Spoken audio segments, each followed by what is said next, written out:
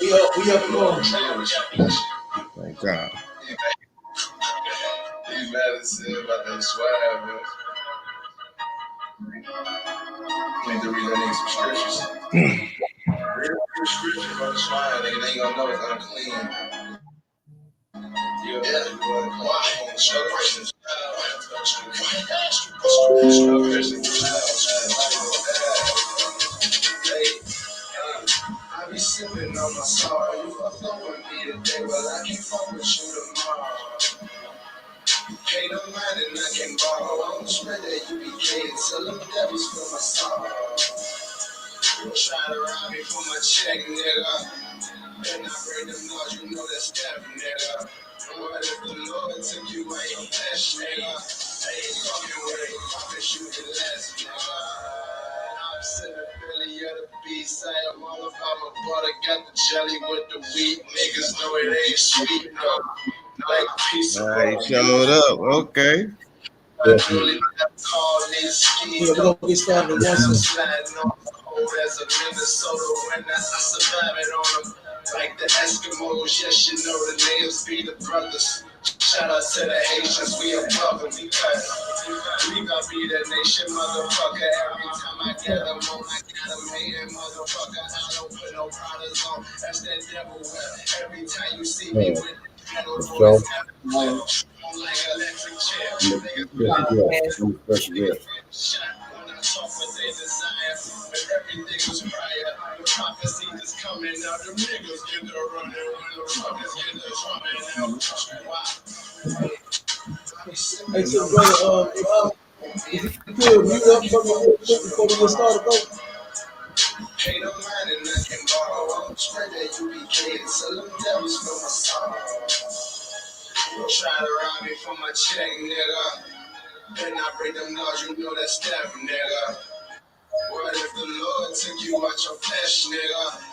Fucking with them prophets, you get less, nigga. I'm just trying to do what a motherfucking prophet do. Why you trying to stop the dude? If this is not the truth, would I die for a lie? Hell nah, I never do. I'ma die for the truth. This is what I'm telling you. Hoping that your mind bulletproof. What they telling you? Hoping crying all the lies they been selling you. Never knew all the fucking faggot shit they never do. That they run when the news come like the revenue. We on the grind trying to help these Jews find their mind. They feel like Jews, but we still gon' shine. My brothers got locked up. All they doing is time. I can't wait until the devil gotta pay for his crimes. Hey, I be sipping on my sorrow. You fucked up with me today, but I can't fuck with you tomorrow. Pay no mind and I can borrow. I'm spread that you be paid. Tell them devils for my sorrow. Try to rob me for my check, nigga. And I break them laws, you know that's death, nigga. What if the Lord took you out your flesh, nigga? Fucking with the prophets, you get less, nigga. Oh, that's yeah. What's up out of Cali? You understand? Shalom, Israel. Y'all know what it is and what it do. I'm the host with the most, Captain 10K, the Gargle Bar of the ISUPK, up under Commander General YAHANNA. You understand? And I got my main man. You understand? I got my hitter from down there in Atlanta. You understand? Doing some big things. Officer Maya Shala in the building. You understand? And we got we got the young man Marquise in the building, and then we got the brother uh, Muhammad Ali in the building. All right, and we're gonna get started. And if anybody got any questions, you want to jump on the line, you understand? I'm about to put it in the chat if you want to jump, if you want to join the stage. But if you want to join our conference line, that number is 712-832-8330. And then the access code is 910-1409. And you can be live with us on the class. I mean, in the show. And then let me put it in the chat. So just in case people want to join the live with us, they can jump on. All right, so bear with me 1 second.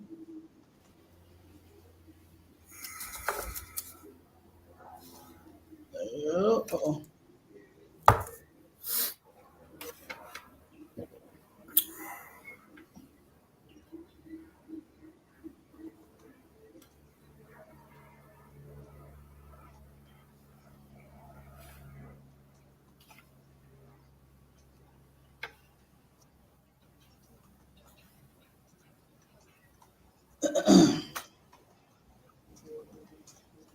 One second.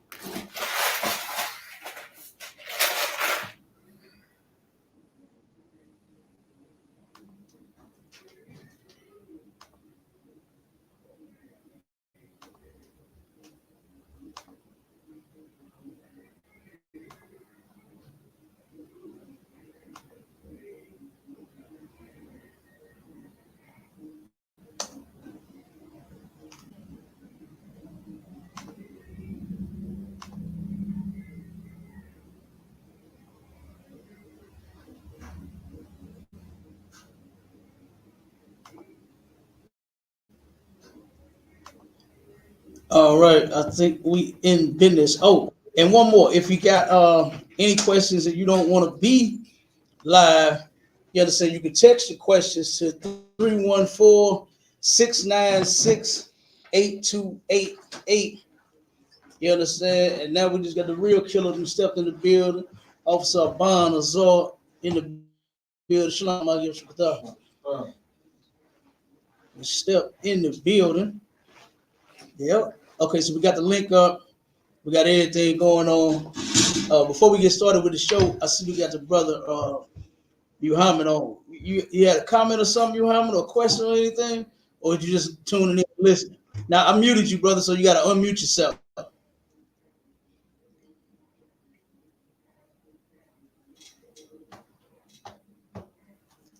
Can you hear me? Yeah, I'm Brother I'm on. Muhammad Ali, float like a butterfly and sting like a bee. What's up, brother? What it do? You got it. What's cracking, man? What it do? Oh, you got it. You got any questions or anything? Or you just tuning in? Questions about what? Hey, it's like if I could, sir. It's like if I could, real quick, sir. Go ahead, brother. Yeah, this the brother that we talked to on the phone. You know what I'm saying. He finally got some courage. You know what I'm saying, and went on and came and chimed on in today. Yeah, just to bring you up to speed, sir. So like it. This the Islamic brother. Right, come, sir, come. Okay. So I got a question to you. To the topic, right? It says that Palestinians are attacking black people. Why is that? How you feel about that? About the terrorist attacks that's been happening to black people, you understand, as a result of the war between the Israelis and the Palestinians. How you feel about that? Knowing that you are a Muslim just as well as them. Yeah.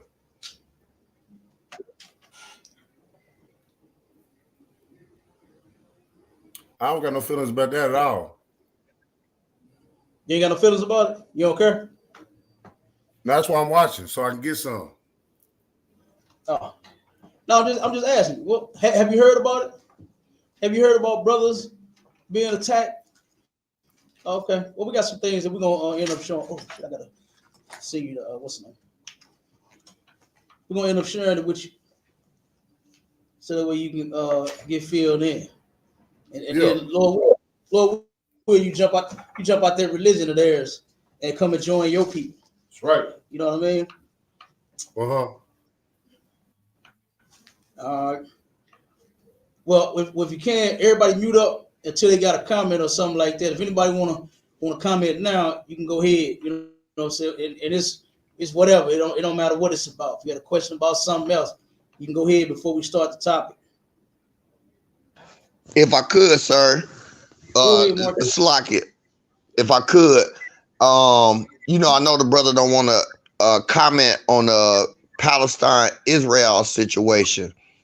You know, but I would like, I don't have a question, sure. I would just like to make a statement.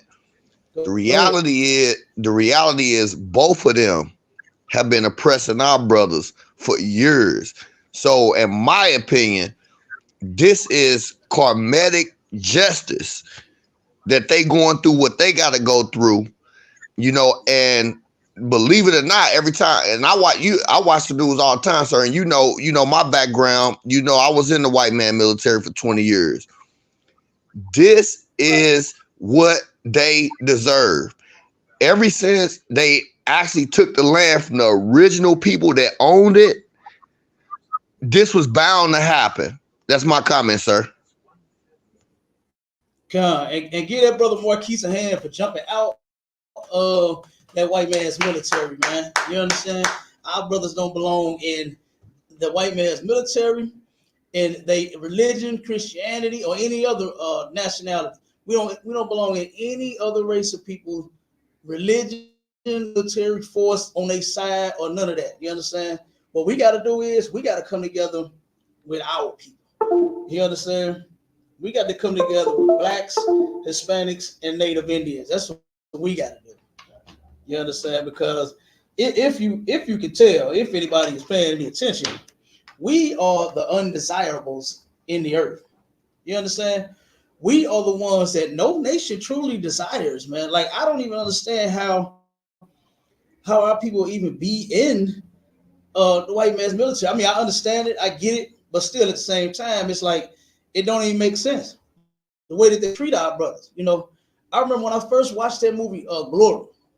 You know what I mean, with Denzel Washington in it, man, and how he was just determined, man, to fight and show the white man that he was a soldier, badass too. You understand? Sat there, got his damn back beat. Here you is, you gotta defend these people. You gotta go and pick up your gun and defend them. You ain't got on shoes. You understand? Barely got on clothes. You see that movie, Papa? You see Glory? Barely got on clothes, barely eating, barely any doggone thing. And then got to get beat in the process. Denzel stood there and took it like you see his face. He was taking them licks. Stash.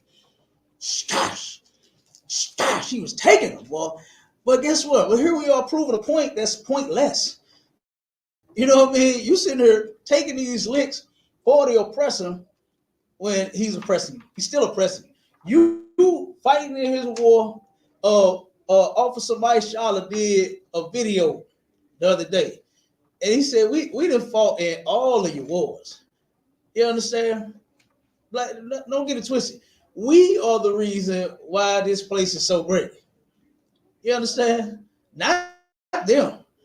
We ended up fighting on the front line. They put all the slaves on the front line of all of the wars, and then wonder who gets the credit for them winning.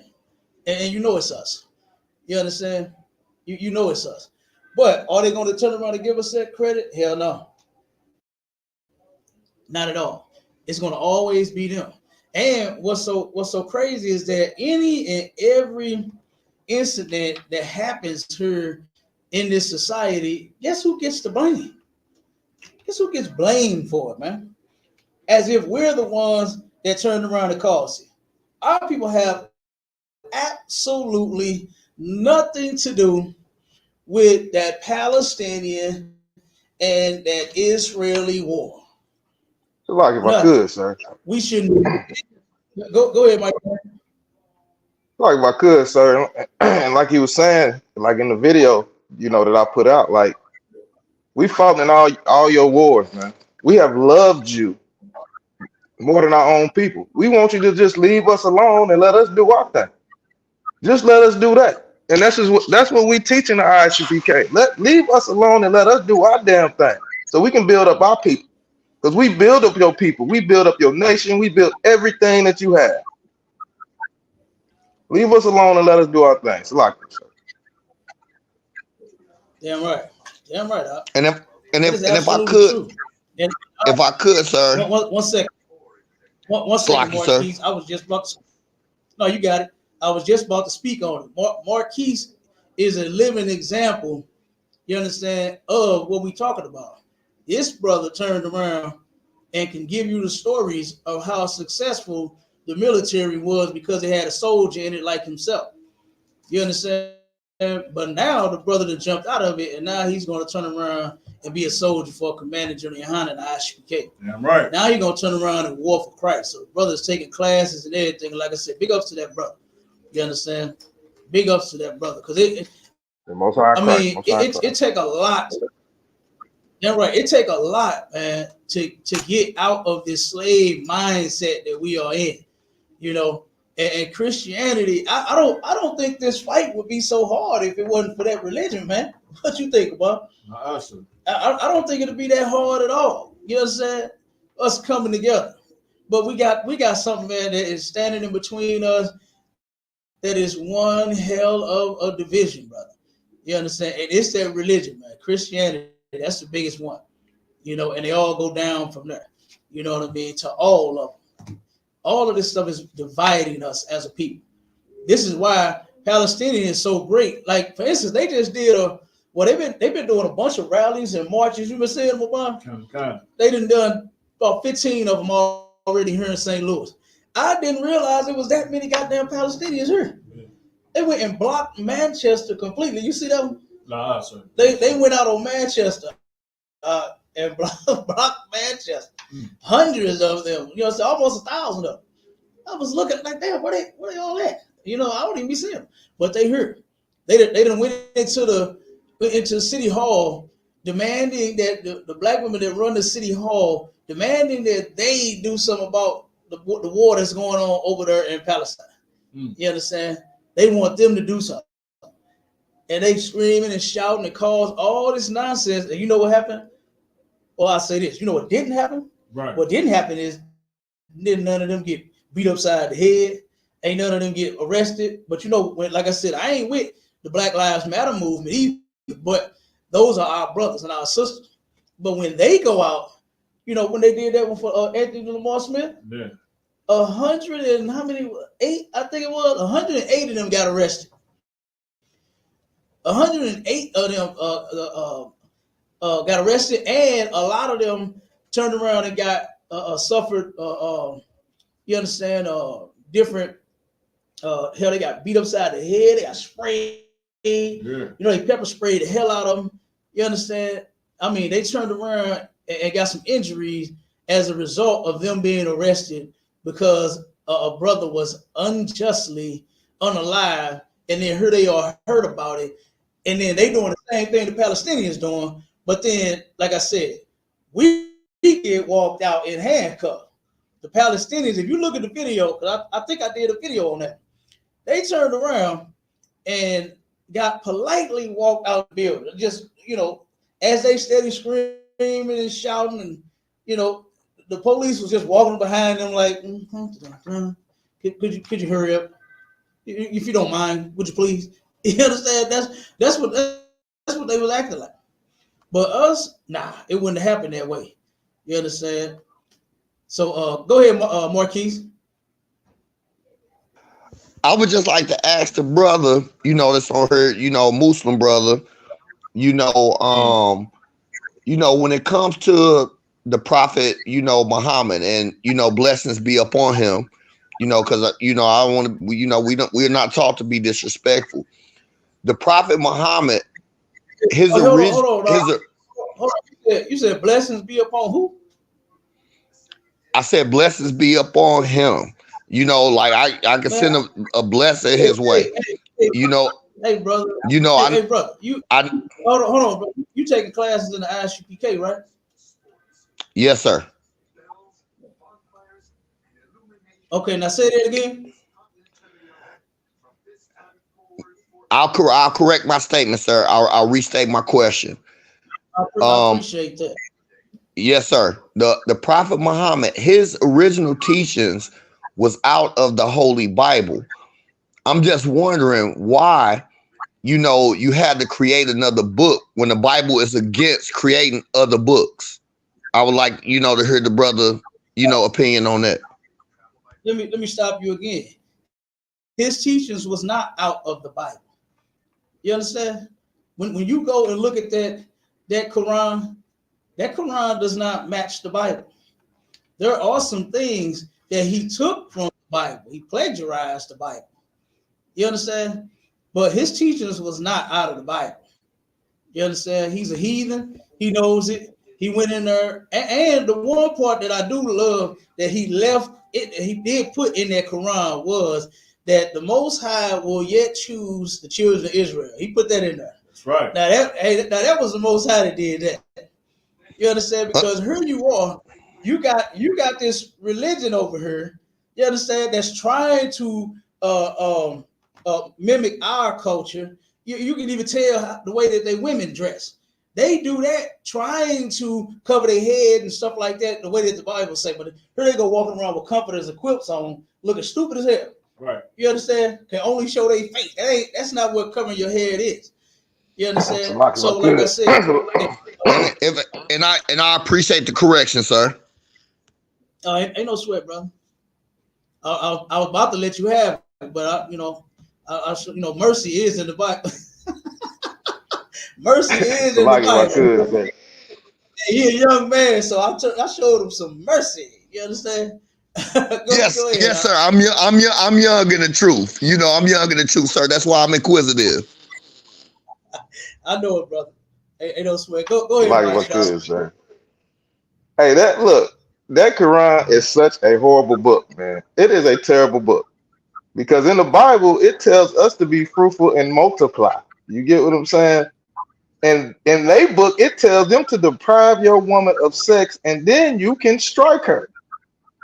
I don't want to listen to no book that's telling my woman I'm about to deprive her of sex and strike her. No, that is crazy. Why would you even follow that horrible book? That book is terrible. You shouldn't follow that, man. You know what I'm saying? Salakia, sir. Ain't no sweat. It is trash. I mean, you know, it was designed for toilets. The Quran was designed for toilets. You wipe and you insert and you flush. That's what you do with the Quran. It is trash. All right. So I'm gonna play this video, and then we got the mighty Officer Azar in the building. I'm gonna let that brother speak for a second. I know he's busy. So give me 2 seconds. Let me play this this video real quick. This is a FBI warning, right, of what they say is happening and taking place right now. All right, 1 second.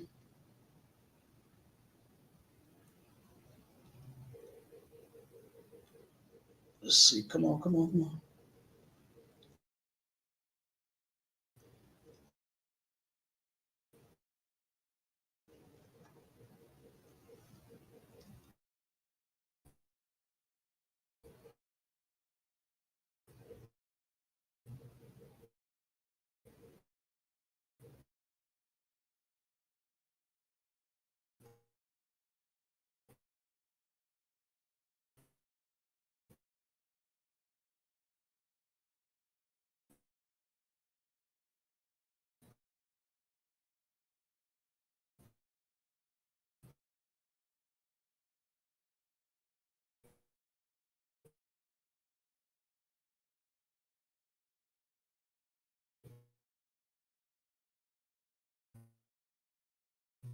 Where everybody go? Shit. Sir, I mean, apologize, sir. We still here, brother. I can hear you. I'm waiting on Cap to play the video. Yeah, we still here, brother. We waiting on Cap to load this video up. You know, you got anything you want to add to the conversation? What's up with it? Assalamu alaikum. Hey, man, you got anything you want to add to the conversation, man? Yeah, what? Hit the mute, keep the mute ready. Nah, you can add. I mean, if you got a second while Cap getting ready to load it up, I mean, you can add whatever you want. You know? Well, I got my props. Yeah, you need to throw all that is trash. You just wasted your money on all that stuff you got back there. Baby You got wasted that shit. all your damn money, man. Oh my goodness. You wasted your damn money. So I know you know about the Palestine war. I know you know about that. What's going on over there in Palestine and Israel. Right. Whose side you on? Man? Who you root? Who on my side? Ask you a question. You can't ask me a question. I ask you a question. What side are you on? I need to know what's going on Who before I who pick you who sides. who you who do you hope be the victor? Who you want to be victorious out of this whole situation they got over there? Help me out, nigga. I can't. I'm asking you a question. I just ask you a question. The answer to the brother question, even though you don't Let him. answer, Hey, neither hold one on, of them hold are on. on your side. Hold on, brother. Let him answer the question. Let him answer the question. Don't answer for Then him. I ain't on their side, nigga. Fuck them niggas. So you ain't on nobody's side, is what you're saying. Plead the fifth. Okay, but ain't them your Muslim brothers over there getting down? Hell no. So okay, hold on. So they Muslims and you're Muslim, but they not your brother. Some people I never met. You talking about my internet brothers? Hey, I like and comment and share. In That's fine. religion, in religion, they your brothers in religion. Oh, see, well there you go. Are they Man, your brothers? family be the worst ones, man. You know how it go. Ralph, are they your brothers, man? Never. I've never met these people. Okay. So why you even in the religion? If you're not with them and they not with you, why you a Muslim? So I got to know these people to be Muslim. I didn't know that. What? Okay. What makes you Muslim then? Huh? What makes you Muslim? I went to You got jail, all the nigga. props. You said you Went got all to the props jail, back there. nigga. Hey, I'm a That's jailhouse what it Muslim. is. You That's a know how sad I song. came Muslim. Quit playing. I already know. Cap back on the show. Go ahead, Cap. Salaki, sir. All right, yeah, slack about that, everybody. I don't know what happened. We ended up dropping. Um, but I'm gonna play this real quick. Let me know if y'all can hear it. We're gonna play this little quick little clip, and then we're gonna hear from the mighty officer down in Indianapolis, the second in command. We got Captain Kapash, the head down there. He out of the country. So we had to settle for the second best. You understand? And I ain't saying that in a negative way. You understand? We settled for second best, and I'm talking about with all the hands that he could get. You understand? That is one hell of a brother right there. You understand? I'm right. All right. So let me play this real quick, and then we're gonna get to him.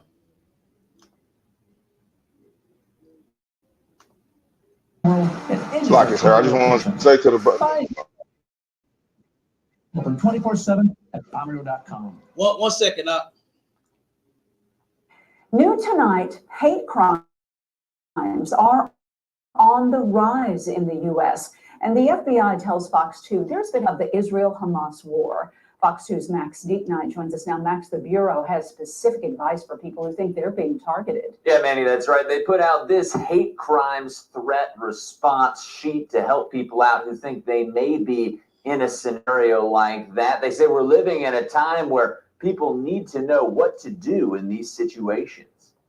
The FBI says hate crimes are on the rise. We are seeing a heightened sense of fear in our Jewish communities, our Arab, our Muslim, and our pro-Palestinian communities. So what is a hate crime? The FBI defines it as an attack against a person or property motivated by a federally protected characteristic like race or religion. Greenberg says in the past, hate crimes have most commonly been based on race. That recently changed. But lately, since the conflict that we've seen arise between Hamas and Israel, October 7th, we have seen an increase in the crimes, either targeting the Jewish or pro-Israeli community, as well as targeting the Arab, Muslim, and pro-Palestinian communities. The warning comes amid a wave of investigations into possible hate crimes. Last Friday, Indianapolis police arrested a woman who intentionally drove into what she thought was a Jewish school. In Thousand Oaks, California, police are investigating after a 69-year-old Jewish man died after being struck in the head at a pro-Palestinian rally. It's been going on for a number of years now. It's gotten much, much worse. And last month, a 6-year-old Palestinian boy in Illinois was stabbed 26 times and killed by the family's landlord, who said he was upset over the Middle Eastern conflict. He's been charged with 2 hate crimes and first-degree murder. Greenberg's advice: if you feel threatened, do whatever you can to get away. The goal is to get personally safe and secure as quickly as possible, and then to call 911. Now, all of these hate crime threats and how you should respond to them, according to the FBI, are broken down on this hate crime response guide. You can read it in full for yourself on the FBI's website. We'll also have it posted with this story on our website, fox2now.com. Andy? SLDC, the economic. All right.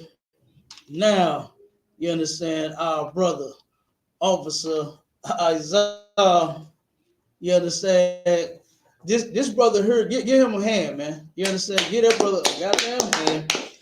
He is one of the men that stopped the damn terrorist attack from going any further. You understand?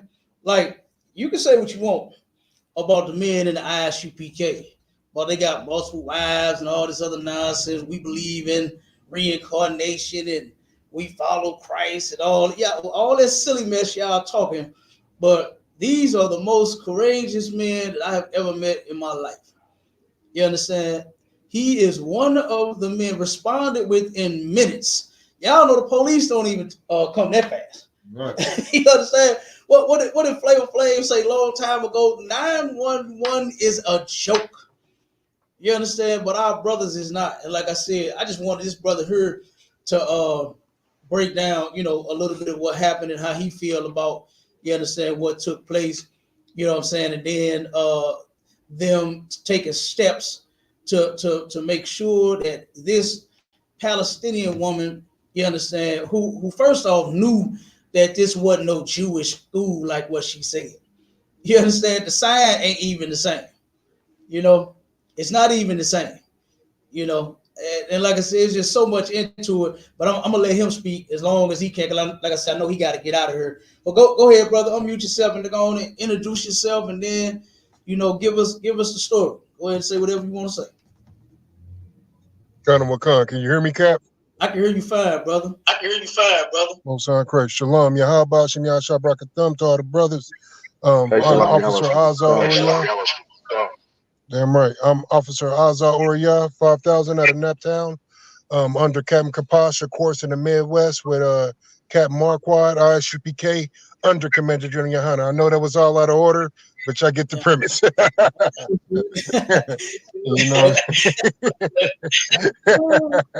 You know what I'm saying? And I appreciate you, sir, calling me to get on this show and getting the opportunity to speak on this. You know what I'm saying? Like you brought out earlier, I'm second in command in Naptown. And listen, let me tell you something. Second in command in Naptown, like you said, isn't a bad thing. That's an honor. Our number 2s, number 3s, number 4, 5, all the way down is better than the world's number 1. You understand? So it's an honor.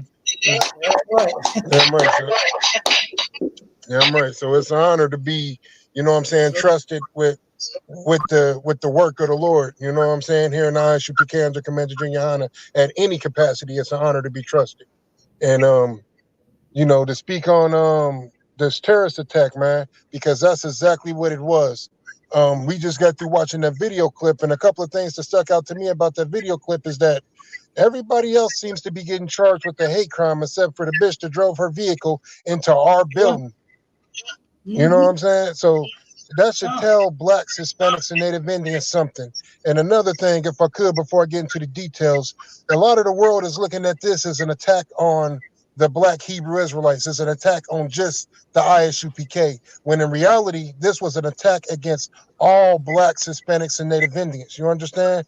Like, this was an attack against every Black, Hispanic, and Native Indian man, woman, and child, because the ISUPK is the only organization fighting to protect Blacks, Hispanics, and Native Indians. You understand? And you brought out something heavy, sir. She knew who the hell she was attacking. Why the hell would you come to the ghetto to attack a building in the ghetto? You understand? This ain't no goddamn synagogue. This ain't no goddamn Jewish community, because you know they buildings is protected. They buildings look like mega churches with big old parking lots and the most beautiful communities. You know what I'm saying? Like, you came to the ghetto to attack and oppress people because your people is being oppressed, and nobody on the face of this planet is more oppressed than Blacks, Hispanics, and Native Indians. So that heathen knew exactly who the hell she was, who she was attacking, and she did it because she knew it was going to be any real consequences behind it. Because nobody ever suffers behind crimes committed to Blacks, Hispanics, and Native Indians, you know. But I'm gonna take you back to the night where the incident happened. Of course, I was at the house chilling. I get a call. Somebody drove their vehicle into the building. You know, that was the end of the conversation then. I loaded up and I took it as an attack off top. You know, that's just how I'm wired. You know, who the hell drives their car into a goddamn building? Even if it was an accident, I was still prepared to handle the situation. I took the situation as hostile off top. You know what I'm saying? Because who accidentally drives into a building? Either you high or you stupid, one or the other. So I kind of figured, and being where our building is at and how it's located off the street, I'm like, there's no way that somebody, all these buildings here, all this real estate here, and you just so happen to hit this building. So in my mind, I automatically knew it was something fishy about the situation. So of course we loaded up. How we're trained to move, went there, and like you said, I'm about 20 minutes away from the school. I got there in less than 10. You understand? Running red lights, all of that. So lucky, but I had to get there. You know what I'm saying? I had to get there. I was through traffic like I was the paramedics.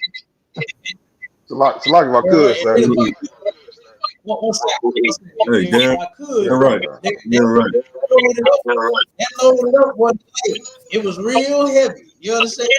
You understand? License and artillery to defend this, and he like he loaded up and got so like I said, this brother, like everyone else, you know, and we're gonna let this brother finish. Kind of McCann, most high Christ, kind of McCann. And you know, like, this is what we prepare for. This is what we train to do. You already know how Captain Kapash is, man. Warfare on the mind all the time. So, you know, the way I got my gear set up, it's hanging up right then and there. It's like how firemen's had their little fire suit ready when they just hop in. That's how I hopped in. Hopped in the war gear, was ready to roll. So, you know, I'm there within less than 10 minutes. We got the heathen restrained, grabbed their license, took pictures, and you know, the whole time, you know, we got to restrain. The police pull up, and the police didn't even immediately put her in handcuffs. She's standing there on a tirade. They trying to figure out what's happening. I'm telling them what's happening. I'm like, she did this shit on purpose. Like, she just admitted it. We got her on camera admitting it. You know, the video is all over Facebook and YouTube. And the whole time, if you pay attention to that video, she's standing there unhandcuffed. She's standing there unhandcuffed. She's standing there just free as a bird. You know what I'm saying? Like, and this is what stood out to me about that. Like, how many times have you seen black people get pulled over and the first thing the police do is put you in cuffs, apparently for their own protection and their own safety? Like, even when they haven't been suspected of a crime, they're placed in cuffs. This woman literally drove her car into the Israelite School of UPK building and stood there unhandcuffed for 10 minutes while she explained why she did it. And the police was like, well, I guess it's not on purpose. She admitted it several times. Let's go ahead and lock her up. And then after they put her in cuffs, they covered the bitch face to protect her from the news coverage and all of that. Like, they covered her face up. I'm like it was just the special for treatment that this heathen got was incredible. You understand? Right. And then in their mind, Of course, any crimes committed against blacks, Hispanics, and Native Indians is treated like it's no big deal. There was no sense of urgency, no sense of is anybody okay? Did anybody get hurt? Like we had to let them know, like, listen, you didn't even offer paramedics to come through. In most situations, when something happens like that, whether somebody's hurt or not, they usually call it paramedics anyway. It's usually one on the scene. No paramedics. Fire department came, was there 5 minutes, took off. You understand? Like this whole situation, this right here shows the hatred that all these heathens have for blacks, Hispanics, and Native Indians. Like the scriptures say, they are all confederate against thee. You understand? So one thing we got to understand is that this attack, you might look at it like an attack on the ISUPK, but this was an attack on all blacks, Hispanics, and Native Indians. This showed the true hatred that these heathens have for us, man. And you know, of course, we did our due diligence. You know what I'm saying? There's a couple of things that I don't want to speak on because I want to get the general's, you know, permission to speak on it. But will say this. If you think that she was a lone wolf acting alone, you are seriously mistaken. Right. You understand? Like I know that's the narrative that the news is trying to spin, that it was just some random attack by some random woman. That is not the case at all. You understand? That's all I'm going to say about that situation. She wasn't just some lone wolf. Like I asked the detective, would you let your wife go do something like this? Would you let somebody in your family member do something like this? The detective was like, hell no. I'm like, that don't make sense. That don't make sense for a woman to carry out an attack, even though we know in their religion and their spirit, they send their women's with body bombs, their children with body bombs to go blow shit up. Yeah. Like that. Yeah. That's what they do. You understand? But like the situation, it's just crazy. Like nobody takes into account that blacks, Hispanics, and Native Indians could have been hurt. Thank the Most High, nobody was hurt. That's the protection of the Most High. But when she got to saying, I didn't hurt anybody, I didn't do anything wrong, like nobody fed into that, nobody read into that deep how it was supposed to be. Like, what do you mean you didn't do anything wrong or you didn't hurt anybody? You hurt blacks, Hispanics, and Native Indians. You did wrong to blacks, Hispanics, and Native Indians. You targeted blacks, Hispanics, and Native Indians. As she had did that same attack on the so-called Jewish man, right? Now, even if nobody would have got hurt, she would have been locked up on attempted murder charges. You already know it. She would have been locked up on attempted murder charges. It wouldn't have been no doubt about it that it was a terrorist attack and a hate crime. It wouldn't have been none of that. None of that hadn't to figure it out. Everything would have been figured out in seconds. You understand? Like my cousin, can I ask the brother a question? Yeah, Shalom, how about you? Yeah, but I want to ask, like, just like they do black people when we get pulled over, did they check the car for drugs and guns and definitely dealing with them people a bomb? Because you know they keep bombs all the time. You know what I'm saying? Did they even search her car and see did they give her what's the test when you gotta drink and drive? Did they give her that test? What did they didn't do any of that? Hell no, they treated this bitch with kid gloves. You understand? They treated her like she was royalty. You understand? Made her the most comfortable suspect I've ever seen in my life. You understand? And here's the crazy part. We were well within our grounds to hurt this woman. We was well within our grounds to hurt this woman. But we did the police job better than they do their own job. We took this woman unharmed. We didn't harm a hair on her head, even though we was within our legal rights to beat her down to the ground. Damn right. We didn't harm a hair on her head. And you know, of course, when they came, they didn't even treat her like a suspect. But that goes to show you the love and compassion that blacks, Hispanics, and Native Indians literally have in them, man. You understand? Like the wickedness that you see black people do is wickedness that they learn from the goddamn oppressor. You understand? Right. It's wickedness that they learn from the oppressor because it wasn't even in our nature to beat this woman down. We did restrain her to make sure she wouldn't do anything or hurt anybody. You know what I'm saying? Because like you said, she could have had weapons on her or anything. You understand? But it's crazy how the ISUPK under Commander YAHANNA found a way to take a woman who literally committed a terrorist attack against us with a vehicle who could have killed a bunch of people. We found a way to take her alive. Somebody who was armed and very dangerous, using a car as a weapon. We found a way to take her alive but they ain't figured out a way to take unarmed blacks, Hispanics, and Native Indian men, women, and children alive. They ain't figured that out yet. You understand? So like this is just goes to show you the difference between us and them, man, and the mercy that Commander Junior YAHANNA has put in the ISUPK for us, not just for us, but for everybody, because we understand that it's gonna come a point in time for that when them skies crack open. Listen, all that kid gloves, that's off the table. But until then, we gonna do it like the scriptures say, man, and we gonna be a compassionate people, man, because like the scriptures say, when the earth is in rulership by the with the wicked in rulership, the earth is in mourning. You understand? When the righteous in rulership, the earth is gonna be at peace. And we seeing now the changing of the guard, man. This war in Hamas and between Palestine and Israel, this is glorious to watch. As a black, Hispanic, and Native Indian man, stay the hell out this war and let the Lord do his job, man. Let the Lord do his job. Don't be out here trying to save them, man. Focus on your community, your people, building up your nation. You understand? Because that's what everybody else is doing. And I know I'm talking a lot, but one more thing I want to bring out, sir. Like this woman, she's over here in America living good. She's living good. She's not over there suffering. You know, she's watching her people suffering, but she's not suffering. Her house is actually about 10 minutes from the school. You understand? So she rides past it all the time. She knows exactly who we are. You know what I'm saying? She's not suffering, but she's watching her people suffer. She's watching her people suffer. She's watching her people die, and it affected her. Black, Hispanic, Native Indian man, woman, and child, that's the spirit we need to have. We need to understand when we see something happen to a black man, it ain't just him that it happened to, it's us as a nation that it's happening to. Whatever issues we have with each other, that's family business. It don't matter what issue I got with another black man. That's between me and him. That's between me and my brother. But a situation like this, when another heathen puts their hands on us, that's an act of war. This bitch understood that. This is what we need to understand. You know, like it's just crazy, man. If I could. Go ahead. Go ahead. Hey, shalom to the panel, man. Hey, shalom to the panel. Y'all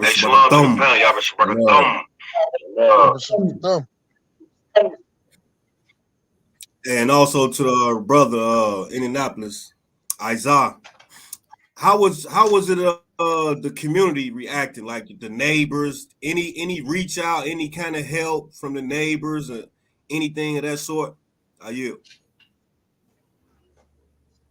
Yeah, so far as the community is concerned, we did get a couple of people to reach out, some donations and stuff like that. You know what I'm saying? The people that do know, we get a lot of moral support. You know, people, hey, y'all brothers keep up the good work. You know what I'm saying? Like, it's funny. Business is booming, man. You know, sometimes, you know, we need stuff like this to wake you up. Sometimes you got to, you know, if you're in a boxing fight, you know, you're in a boxing match, sometimes you need a good punch to the face to get your juices flowing and to get you on your A game. You know what I'm saying? So this is definitely what the community needed. The community needed to see this happen because this is the same neighborhood that we clothe and we feed people in all the time. You understand? I know the news is getting on there calling the ISUPK a hate group. And, you know, the Southern Poverty Law Center calls us a hate group. But you can't tell us one time that we've ever rode our car into anybody goddamn building. You can't pull one footage of us going around beating people with microphones and killing them or stabbing little kids to death, like the news report that Captain DG just brought up. You can't tell me that. You can't show it to me. But you can find plenty of footage of us feeding people, clothing people, and housing people.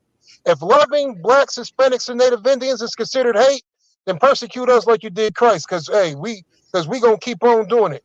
You understand? We gonna keep on doing it. So the community outreach has been incredible. You know what I'm saying? Because they know who we are, they know what we represent. And this is the thing. Even if you don't agree with what your brothers and sisters may be teaching, at the end of the day, we still family. You can't let nobody outside of this nation come and harm your brothers and sisters. Point blank, period. You can't let nobody outside your nation harm your brothers and sisters. Like the people that we help, they're not Israelites like us. They don't believe in the Israelite culture, but that ain't gonna stop us from feeding them. That ain't gonna stop us from putting clothes on their back. That ain't gonna stop us from doing work in the community. That ain't gonna stop us from that because those are still our brothers. They just might be a little lost, but those are our brothers. And that's the spirit that we need to make sure that we instill in the community. So it's been glorious watching the community rally around the ISUPK under Commander General YAHANNA, man. And we actually got a food and clothes drive coming up this month. So we're going to be making sure that we, you know, continue to work. It ain't doing nothing, you know what I'm saying? What we gonna do? Move locations? We ain't. Where we gonna run to? Where we gonna hide? We in the field. You know what I'm saying? We in the field. This ain't nothing. You're We right. in the field. She didn't stop. She didn't stop nothing. She didn't do nothing but motivate us even more to do even more for the community and for Blacks, Hispanics, and Native Indians. If they ain't hating, that means you ain't doing your job. Right. If I could, if I could, sir, I just want to apologize to the brothers. I'm having a little I'm having a little technical difficulties, so I'm is jumping in and out. I guess I got a bad connection.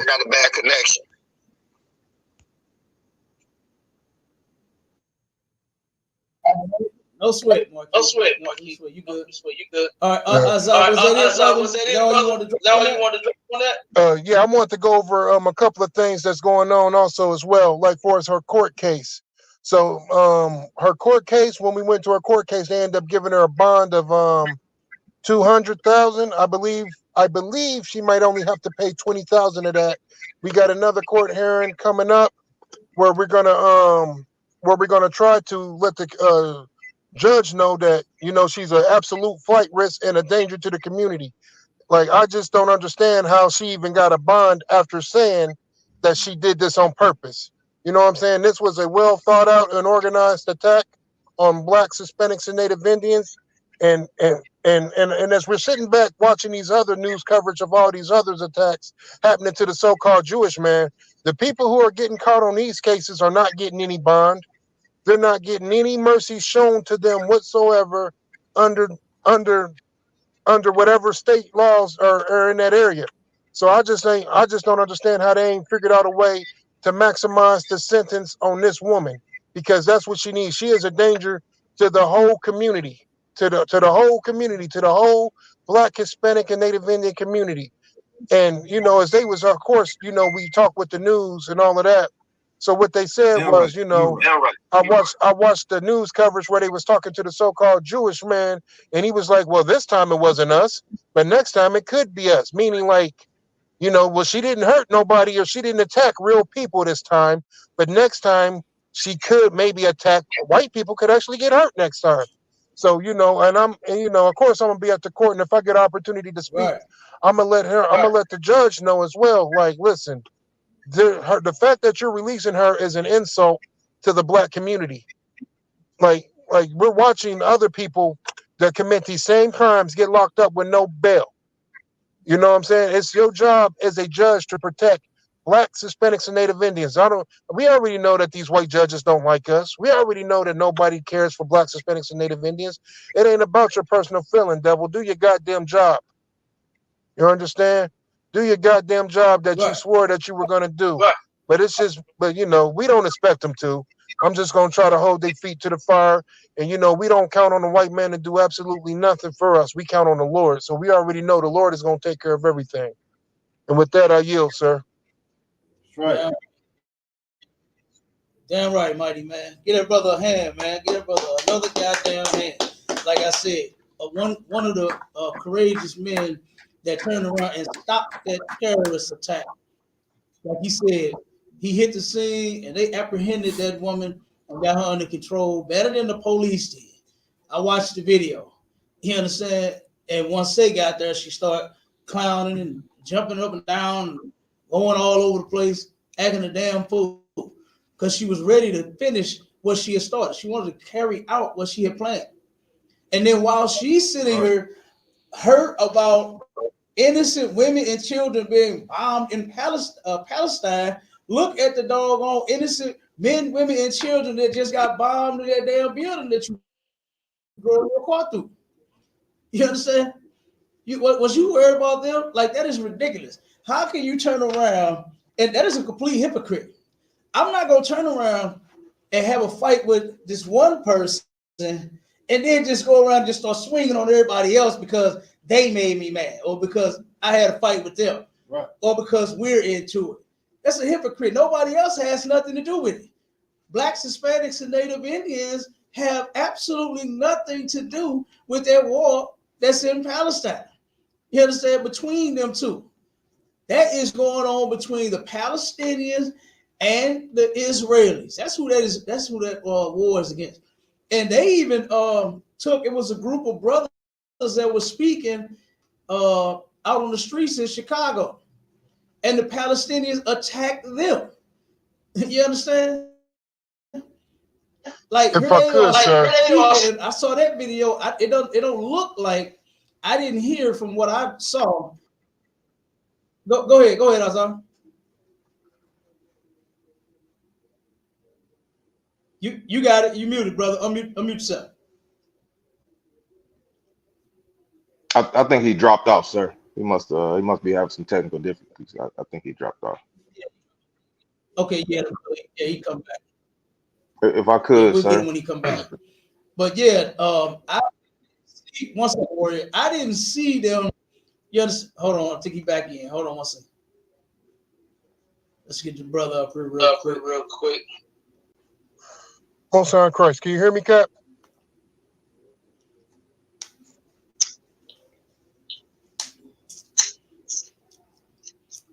Can you hear me, Cap? Go ahead, Isaiah. You got it. Most High in Christ. My fault. I didn't mean to cut you off, sir, but you was just dropping it so heavy. Because can you imagine what the world would look like if every time, something that black people were offended about happened, which is all the unarmed black, Hispanic, and Native Indian men, women, and children being murdered and all the oppression that we go through? Can you imagine if every time we got mad, we were to just randomly attack people?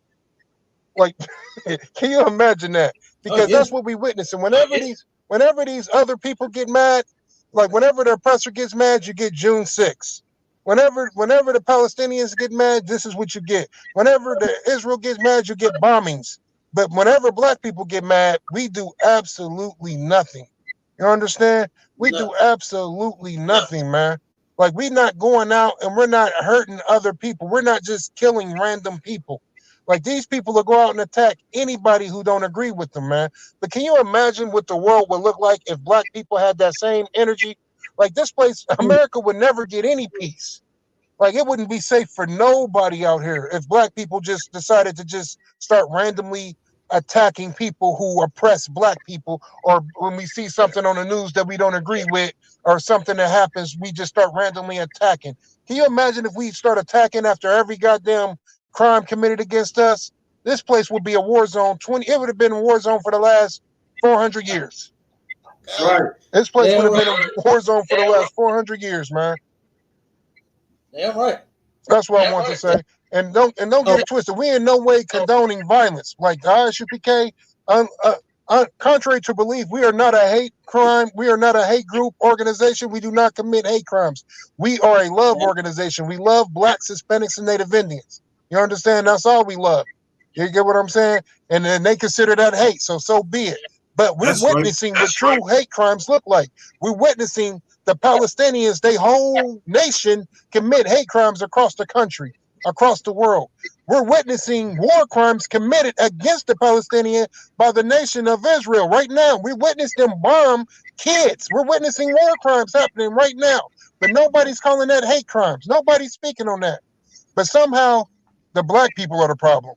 No matter what goes on in the world, the black people are the problem. This Palestinian bitch, this bitch said somehow all the crime that's going on with my people, the Negroes are to blame. Yeah. So like I said, I yield. And if I could, sir, slack it, brother. All I want to say, sir, is hold on 1 second, Marquise. Car, sir. Salakia, sir, you call me?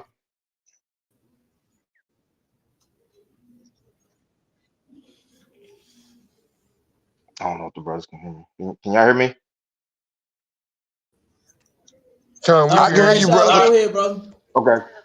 Okay, kind of, sir. No, I just wanted to big up the brother and say the water, you know what I'm saying, for having that mercy because blacks, Hispanics, and Native people, we do have mercy. Because I know you brothers in Indianapolis, I know y'all got some stuff down there that would have ripped her car in half and her.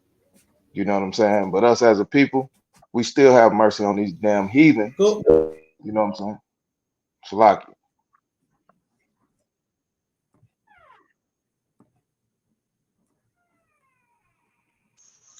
Damn right. Damn right. So the water to you, sir. The water to you, Adawan.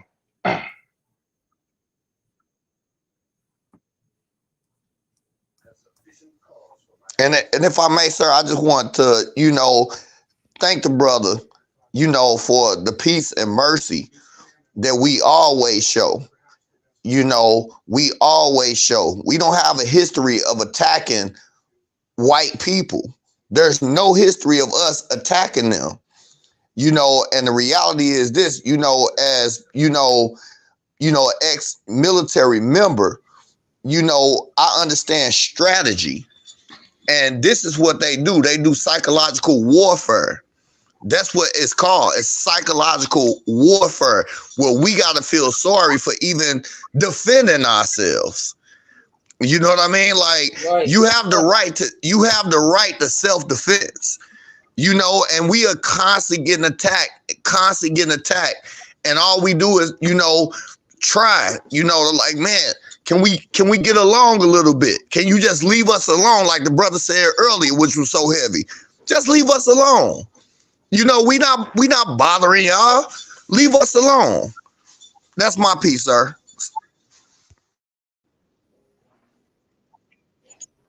God damn right. And we got some articles and a couple of videos that we're gonna end up playing, because what Officer Isaiah said was absolutely true. Just think about if we start doing what they do. What the song say? It's cool when they do it, but it ain't when I do. How it go? Right. Y'all know what I'm talking about. So it's a problem when I do it. It's cool when they It's cool do it. when they It's a do it, problem but when I probably do when it. I do it, fuck them. Oh, no. Y'all know exactly what I'm talking about. It's a problem when we defend ourselves. You understand? It would have been a problem if those brothers, like he said, they were in their right. Like I said, it was men, women, and children inside that building, and they were in their right to defend that woman. You understand? However they saw fit. And guess what? Had they to turn around and did that, you already know, automatically they would have been the perpetrators. You already know that. That's why they showed up, so they could make them the perpetrators. You understand? They turned around and the brothers got her restraint, and then they let her go thinking they're going to take over, and then they just start standing there looking stupid. You understand? Like when this woman she's a terrorist. She is a terrorist. Right. And like what I was mentioning, what happened to them brothers down in Chicago. The Palestinians, they marching everywhere. And it was some brothers, like I said, on some Israelite brothers that was out speaking. And from what I saw, I don't think that they were, like did any personal attack against them, said anything negative against the Palestinians. I didn't see that. And guess what? They got jumped off. Several hundred of them. And there was about 10 brothers. You see the video? About 10 of those brothers out there. And they attacked them. Why are they doing that? When they know full well that those Israelite brothers have absolutely nothing to do with that war going on. They know that. Even in the UK, Captain Mashak and those brothers out there with him went against a mob of Palestinians. They came, they wasn't even bothering them. They wasn't speaking on the war. They wasn't speaking against the Palestinians. They wasn't speaking against the Israelis. None of that was going on. And then here they go. Another woman started the whole thing with Captain Mashak. Started the whole thing and tried to incite a riot between the Palestinians and the Hebrew Israelites in the ISUPK. That's what they tried to do. They tried to do it there too. And like I said, these are not the only incidents that's happening. Like all of the time, we didn't these people in our community selling all the chicken. What's that up the street around the corner? Miami Hawaiian Grill. Okay. You understand? They got the Hawaiian Grill. Say. What's that? They got Hawaiian Grill up the street. They got Miami Grill down the street. Then they got the beauty supply up the street. Then they got another beauty supply, two of them down the street, right across from each other. One big building, and then they made a bigger building across the street from their already big building that they got. Right. You understand? They in our community getting swole. And I'm talking about them pockets. They making all kinds of dough. And then here you are attacking brothers and sisters that have done nothing to you. You understand? What's that liquor doctor out there? Yes, sir. In Berkeley that they own? You know, brothers get attacked out there all the time, coming up short 10, 12 cents on their beer. They get ran up out the doggone store. It called a thief.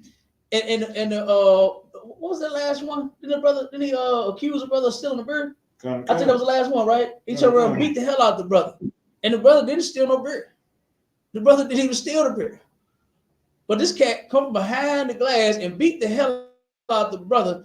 And then, like I said, nobody did anything. He ain't defend himself. And I'm just real sick of that. You understand? Like, that is a complete slave mentality to where you feel you so inferior and so in fear of everything and everybody to where you don't even feel like you can defend yourself, even in your innocence, when you know you're innocent. Right. We know we innocent. And someone attack us and you don't even think that you can defend yourself, even in that case. Like, that's crazy, man. You understand? That is crazy. Read the it's connected. Read the stories. Give me the articles that we got up under the title, and just read the title of each one of them articles, and then we're gonna jump to the video. That way we don't run out of time because the brother Isaiah went a little long. You understand? And I want him to get all that out, whatever he had to say out. You understand? Because like I said, how many brothers do you know that would have stopped that terrorist attack? You understand? Like those men did. And then something that Maisha pointed out was, did they even check the call for a bomb? You understand? Knowing that these people are known for Allah Akbar and blowing up the whole doggone city with the bomb strapped to their doggone chest. Men, women, and kids do it. I was watching a movie on Tubi. I can't remember what the name of it was, but it started off with the war over there. It was a war over there. And the Palestinian little kid came running out the building, and the devil had the thumper on him, and she was like, "No, stop!" And he was like, he threw that jacket open for her and pushed that doggone button, and she let him have it. You understand? But nevertheless, he was willing to unalive himself, and that ain't just a movie. They do that in real life. They do that in real life. I ain't sending my kids nowhere to do nothing. You understand? I'm the one that's gonna take the bullet. I'm the one that's gonna take the bullet for my brothers. You understand? And my sisters. I ain't sending them, the sisters, out there to go do nothing. You understand? When we win this battle, come home, we're gonna be home. You know what I mean? Go ahead, bro. So lucky, if I could, I just want to salute your mighty man. I gotta get on the road. Shalom, Yahweh Shem Yahshua Brakathum at the water for allowing me to come on here and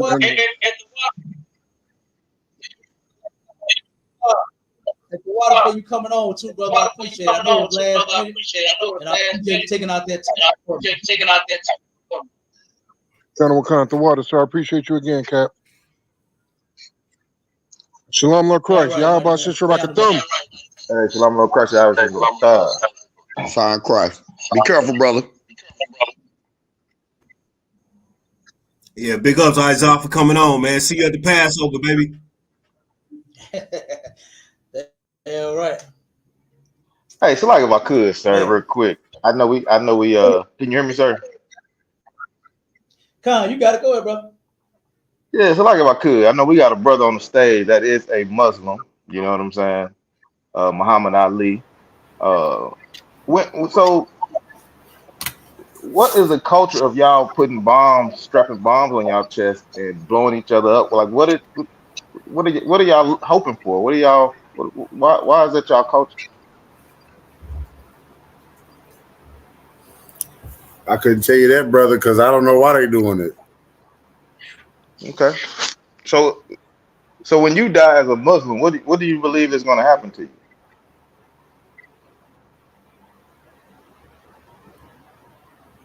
Go to heaven. All right, I yield on that one, sir. Go to hell. We'll go too deep here. Say go to hell. I guess it would be worth tying a You gotta bomb to repeat your that. back. I ain't hear him, sir. He said you go to hell. So I guess it would be worth tying a bomb to your back and blowing yourself up. You're going to hell anyway. So my question would be, what the hell are you doing being a Muslim? If that's your future, either blow your back off and build it and go to hell. Why are you in that religion, brother?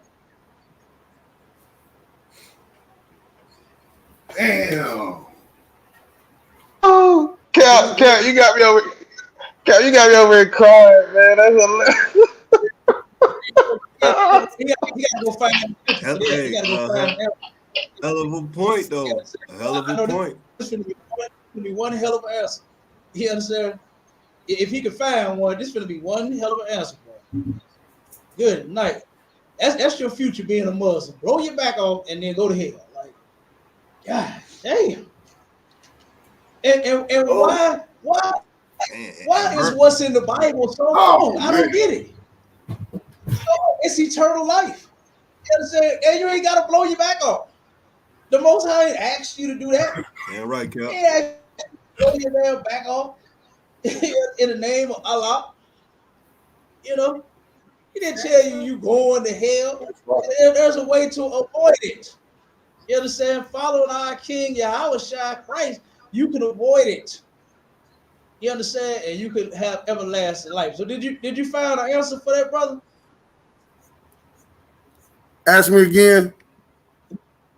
If blowing your back off and hell is your ultimate end in that religion, Islam, that you in, why are you in it? When you put it like that, boy. I hope not. I hope they ain't doing that for real. No, I'm talking about you. I'm saying why if that's Yeah, you say yourself that I'm saying I ain't in that. But I'm just saying. That's my opinion. You're not Muslim? Where does it say in the Quran? No, hold on. I gotta. You're not a Muslim. You see my kufi? No, but I'm asking, or maybe you just a bean pie and a final call Muslim. You ain't a real Muslim. Nah, look, what they got going on. I'm seeing from what y'all saying. It's one side of the opinion. I'm just hearing. So let me ask you this: you do realize that Islam, that's their culture, right? You realize that, right? That's their religion and that's their culture. Of people that you are not. Hold on. What are we talking about now? We're talking about the same thing we've been talking about for the last 5 minutes. I'm saying this: the religion Islam. You are Islamic, correct?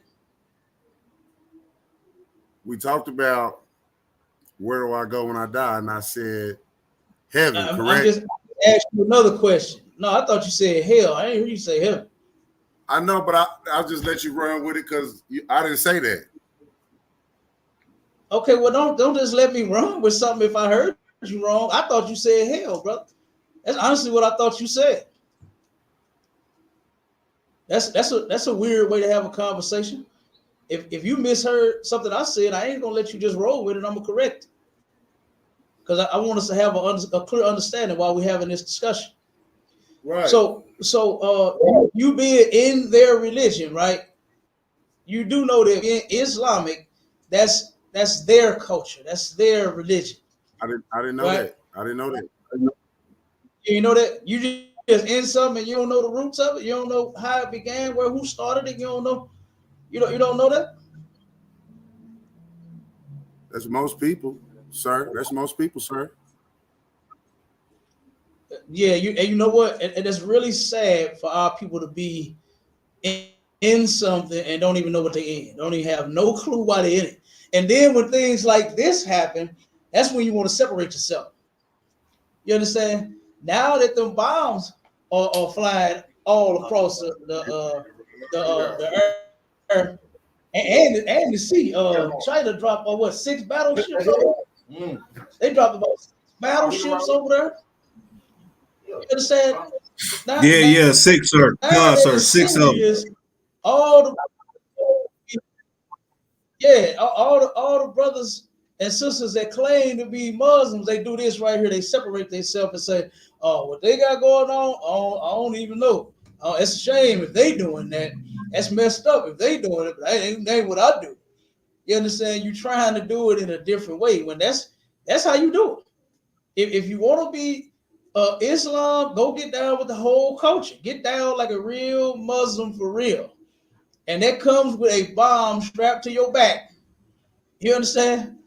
So for real, but basically what you're telling me is you're not no real Muslim. And unmute yourself, brother. I muted you when you was talking in the background. So basically that's what you're telling me, right? You're not a real Muslim, correct? Unmute your mic, bro. Unmute yourself. I muted you.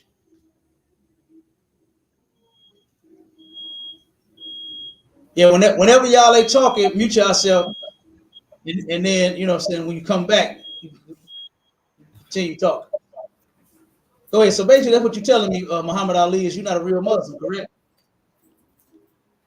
Yes, sir. That's not what I'm telling you.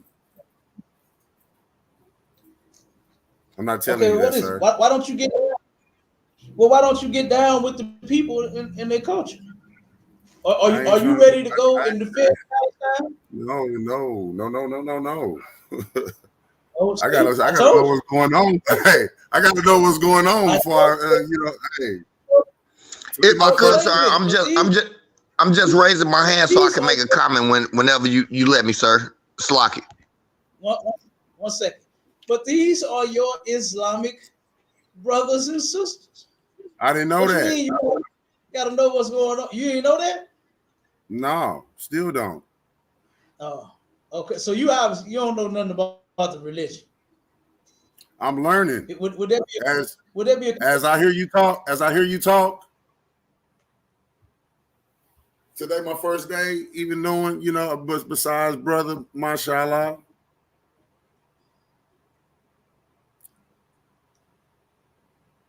Oh, okay. Well, we'll leave it like that then. So you only been a Muslim for what? A couple weeks? No, sir. I've been a Muslim since 2018, sir. 2018, and you don't even know okay, don't worry about it, brother. I ain't got no more questions for you. All right, no sir. Thank you, sir. Hey, if I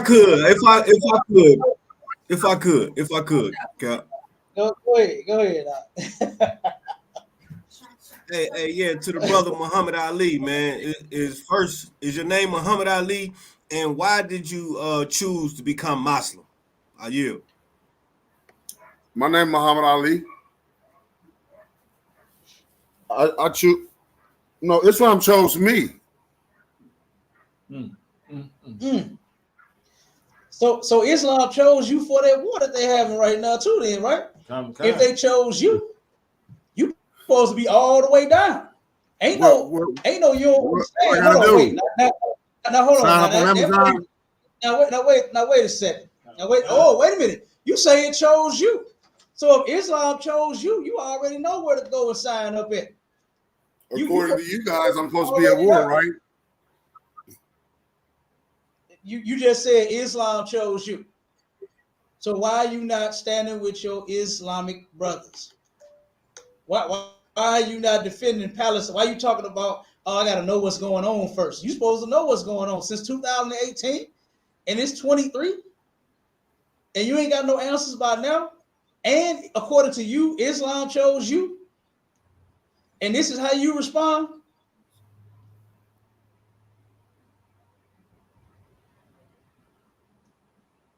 This is how you respond. You had to add. I think you went past. You went like 7. It's only 5. I did, sir. I did, sir. Yeah, And I realized that too.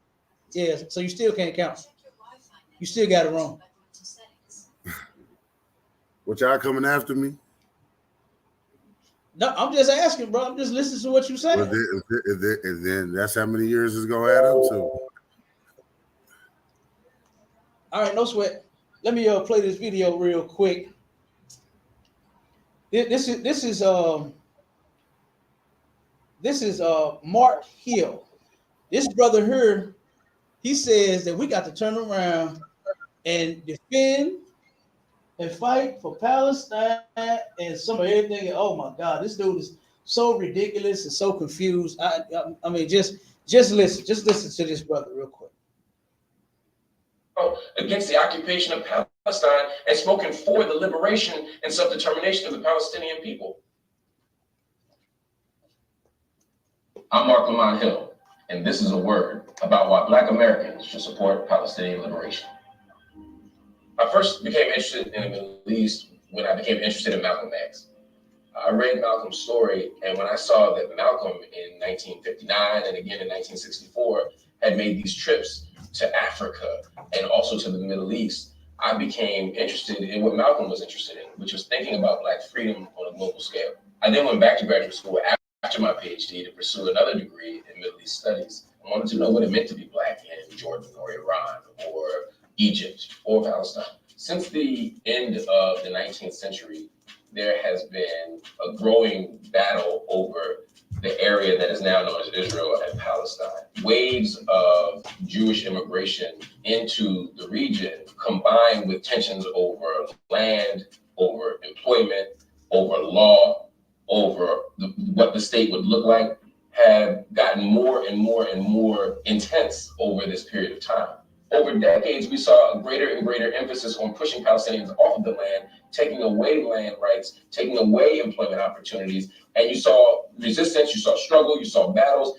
And at the same time, you also have increased anti-Semitism, you have increased pressure around the globe, which is compounded once you get to the 1930s and 1940s, because you now have this thing called World War II. Of course, you have the Holocaust, you have all these things that are legitimizing a very real need to find a safe haven for Jewish people. The question was, how do we provide a safe haven for Jewish people and still honor the fact that there are indigenous Palestinians on this land who have a right to be here? And so for that reason, we see a struggle over the region and over that particular slice of land that continues until today. To call it a settler colonial project is not to deny the legitimacy of Judaism or of Jewish people in the region. Settler colonialism is not just controlling the territory and the land, but it's actually moving onto that land and replacing the indigenous people of the land. Israeli settler colonialism is more complicated than other places. There is a long-standing and legitimate Jewish presence in Israel and in historic Palestine.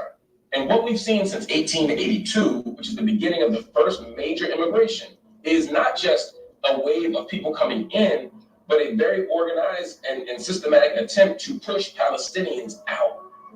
I don't like to make apples to apples comparisons between what Palestinians are going through and what Black people are going through. I don't want people to feel like the struggles have to be the same to be worth the investment in them. That said, there's a long tradition of Black folk who have stood up and spoken out against the occupation of Palestine and spoken for the liberation and self-determination of the Palestinian people. Huey P. Newton and the Black Panthers believed in the struggle of the Palestinian people and showed solidarity. So you got from Malcolm, SNCC, the Panthers, Angela Davis, June Jordan. A Black person standing with Palestine ain't new. There are people in the United States who say, look, Black folk are catching enough hell here. We should put our 100% attention on that. And I ain't mad at people that say that. I don't agree, but I understand the impulse to say, look, cops are shooting us. The economy is collapsing. Schools are broken. How can I think about someone in Palestine? We should care about the Palestinian freedom struggle first because they're human beings. And as African people, we don't have the luxury of choosing who we're going to be allied with. We have to decide with all principled, humanistic freedom struggle. I don't care where they are. We can't get free unless everybody's free. That's not just some lefty cliche. That's a fact. The networks of power, the structures of power that oppress people in one country are connected to the structures that oppress people in this country. So for Black folk to get free, everybody needs to be free. We have an opportunity To not just offer solidarity in words, but to commit to political action, grassroots action, local action, and international action that will give us what justice requires. And that is a free Palestine from the river to the sea. When I said free Palestine from the river to the sea, I was making a call for justice for Palestinian people who live inside the state of Israel, for those Palestinian people who are in the West Bank, and for those who are in Gaza. There are different forms of oppression and violence and occupation happening in each of those areas.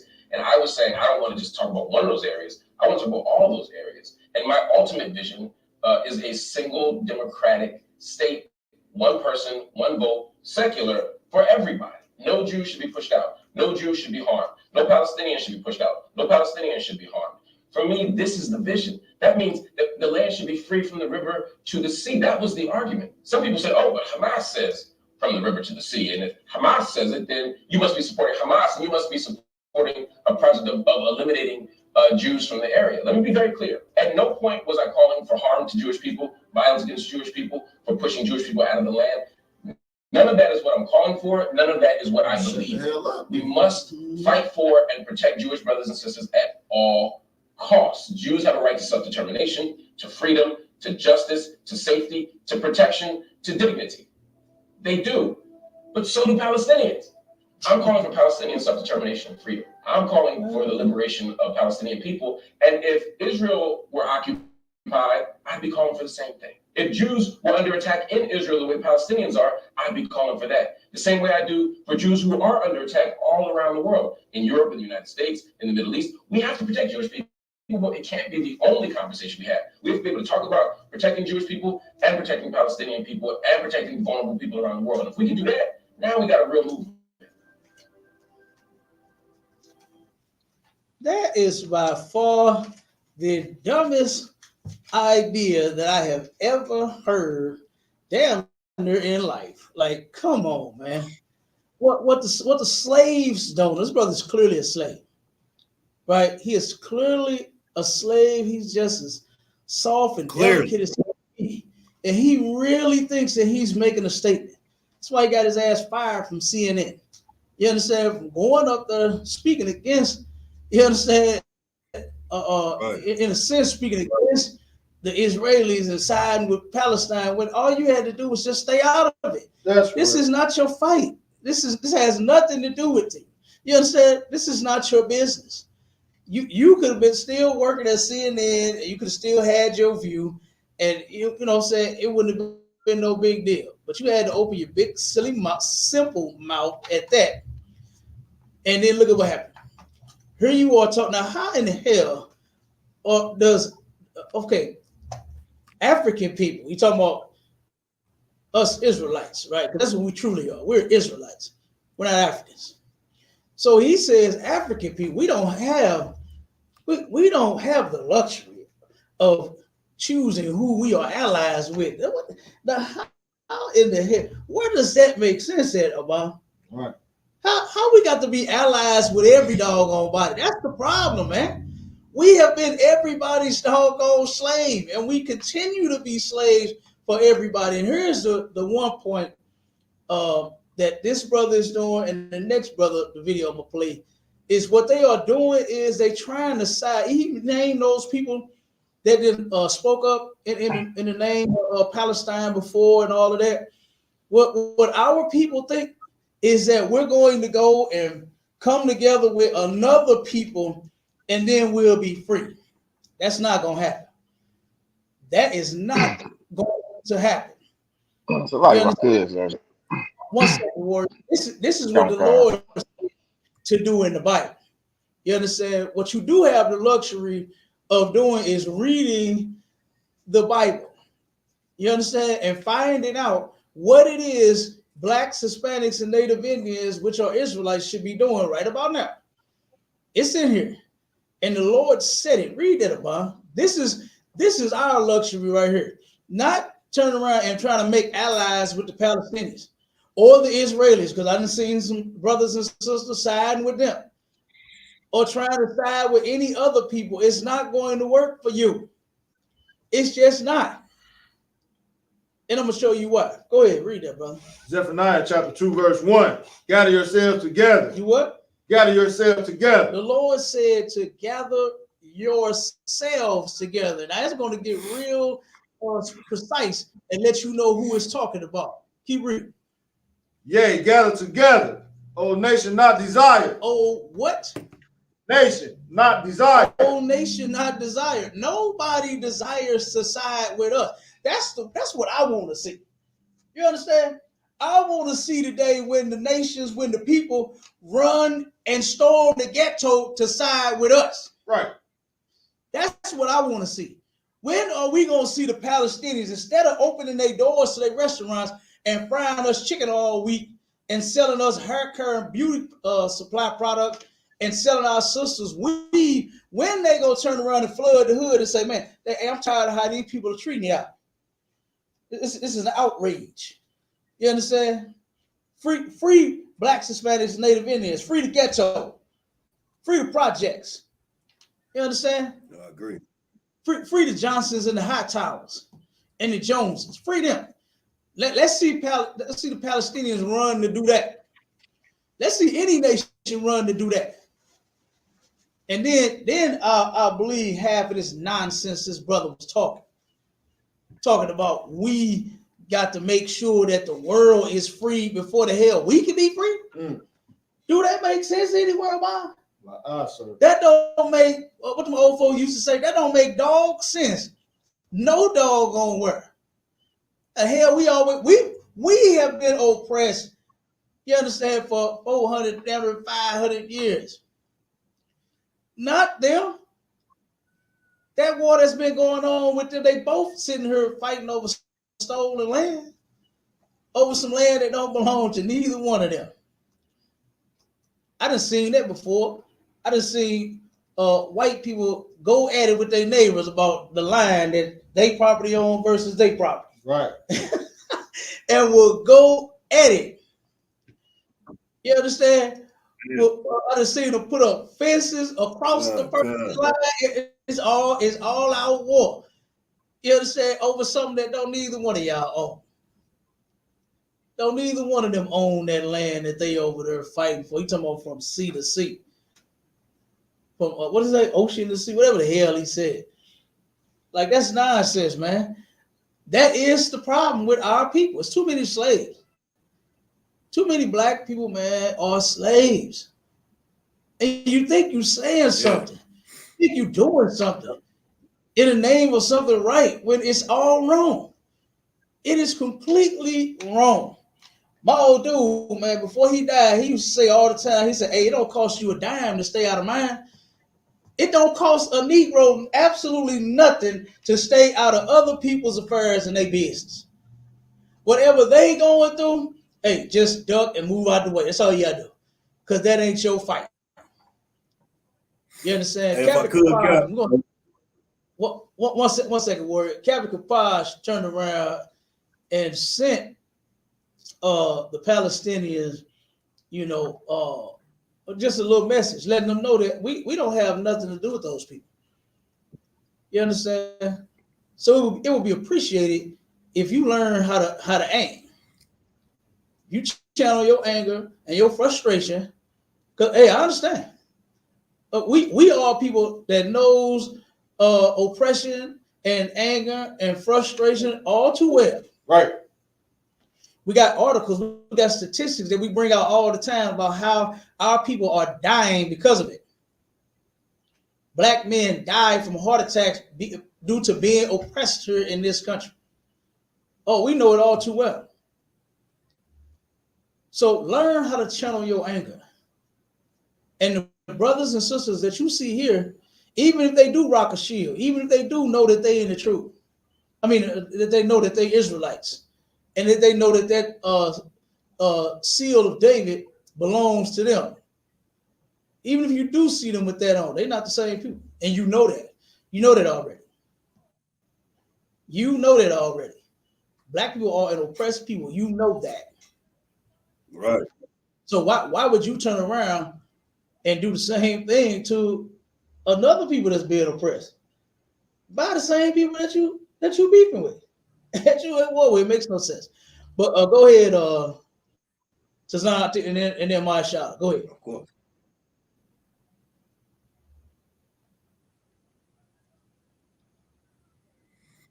Yeah, come with con, Cap. Just what you bringing out heavy, man. How you dropping it real heavy, man. And I just kind of want to piggyback off what you saying. We got to blame all this on TD Jakes. You understand me? Your local pastors in St. Louis, your local pastors in Atlanta, Chicago, Iowa. You understand me? We got to blame our leaders for teaching our people, Martin Luther King and all his associates, you understand me, for teaching our people to love everybody. Now, just like the fake Muhammad Ali was saying, he don't even know why he Muslim. You understand me? Reason why he Muslim is because he has the love for the oppressors and their associates. You understand me? The Arabs, the East Indians. You understand? He loved them more than he loved our own people, man. You understand me? Right. And I yield with that. Damn right. Damn right. Go ahead, Marshall.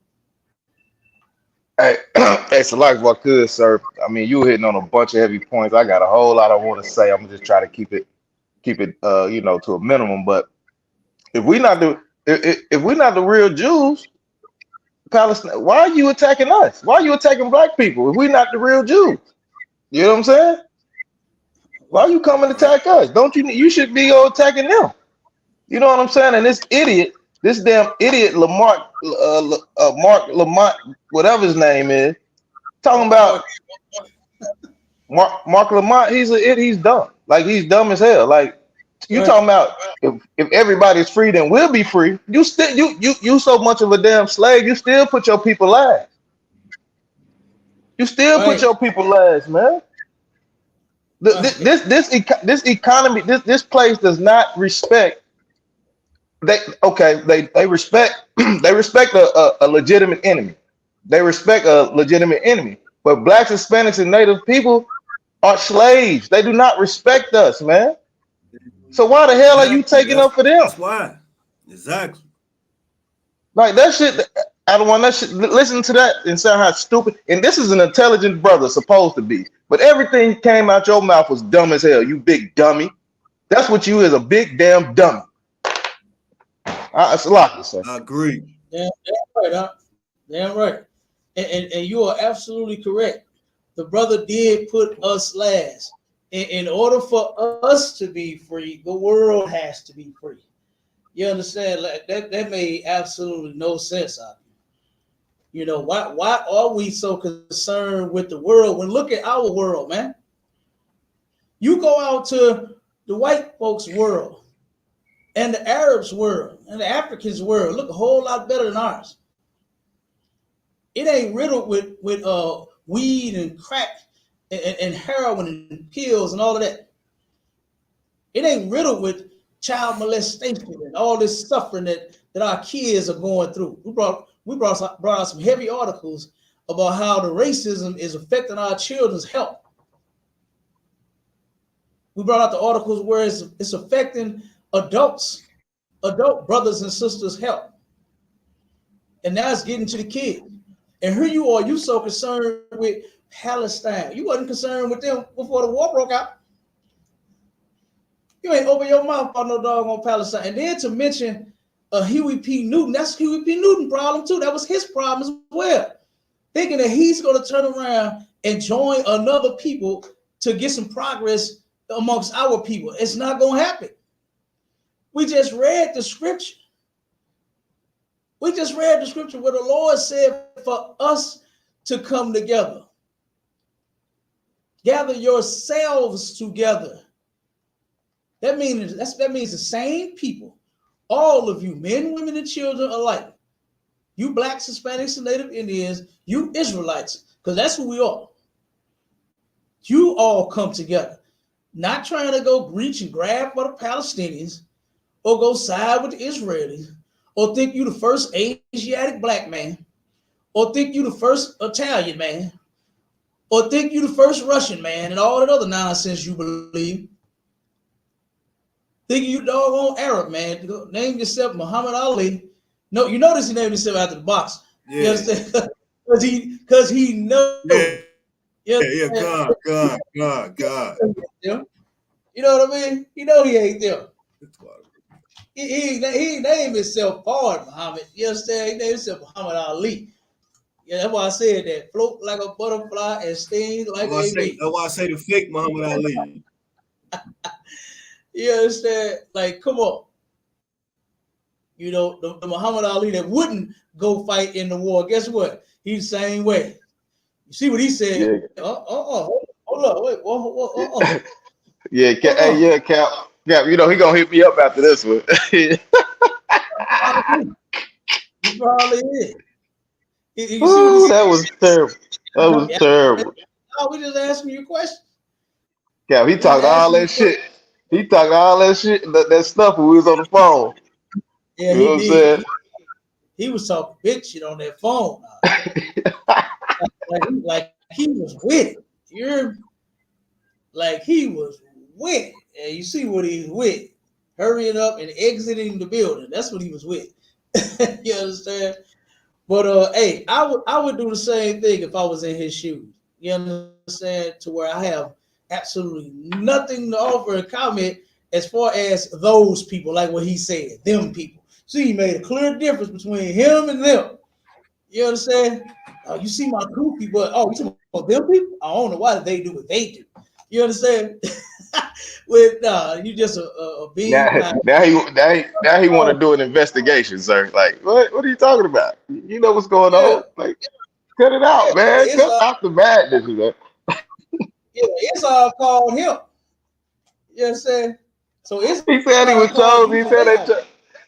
He said it chose him. So shouldn't you know what's going on? That's crazy to me.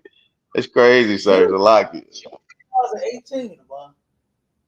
I've been in this troop almost 10 years. I know what the hell going on by now. Goddamn, I knew when I was sitting in the classes.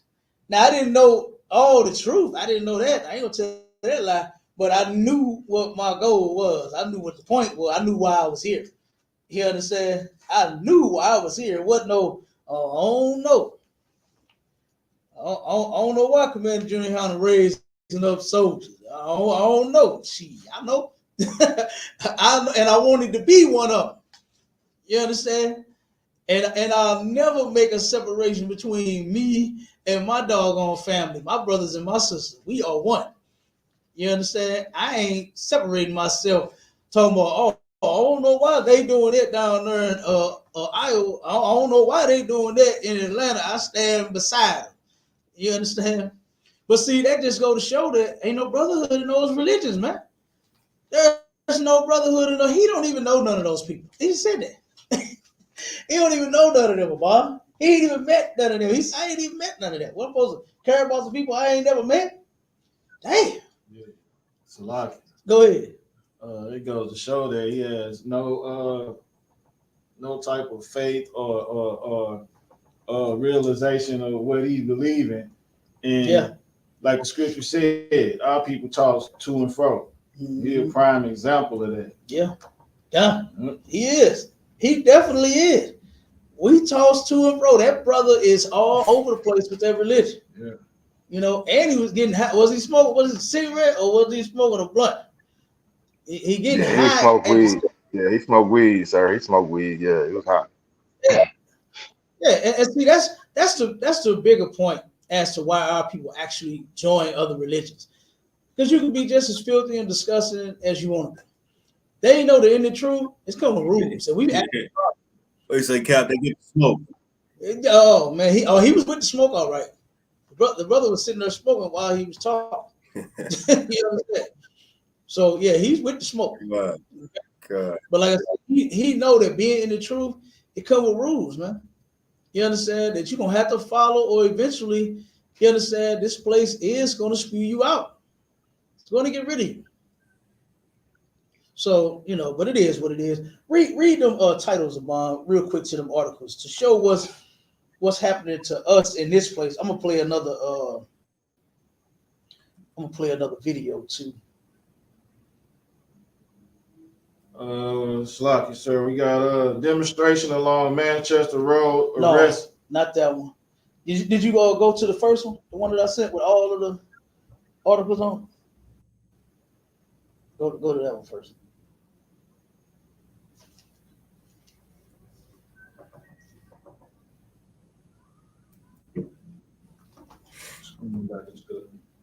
You know what? The first, it's a couple of articles, like I said. Let's ask for the Microsoft again. What? Going back to no email. Just back out of there and go to the Gmail. All right. While you load, I'm gonna play this video real quick. Listen to it. Same situation. Oh, that okay, that makes sense. And good luck to you, but yeah. I'm sorry, but this town is just. So just be safe. You're safe where you are, but they are still very.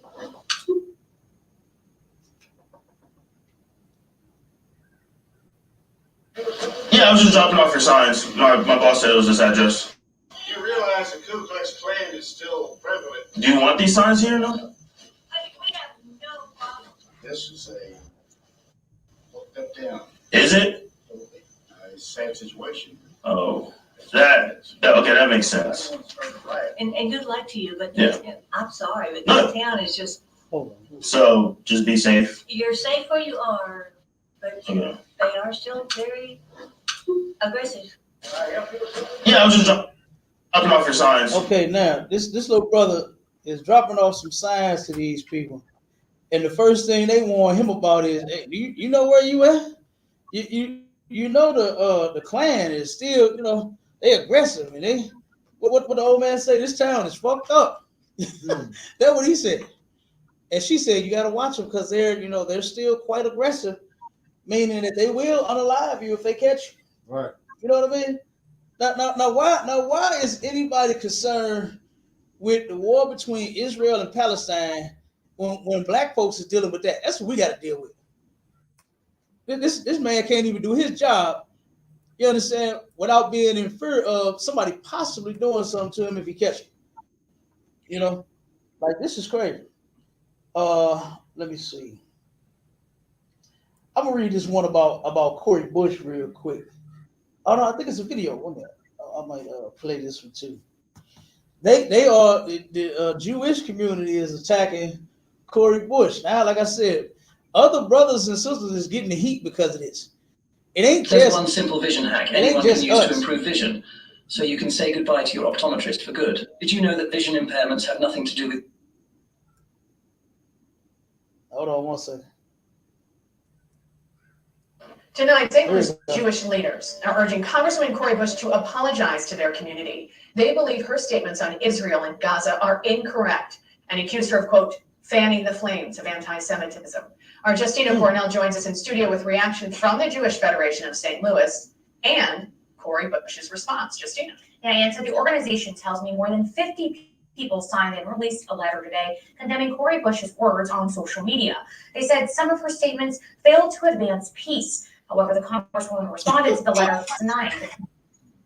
Signs of solidarity sway at the Jewish community campus. Ribbons represent their support for a safe return of hostages taken by Hamas terrorists. We all wear them. We have them on the trees around our campus. Beyond the blue bows, St. Louis Jewish organizations are making their stance known.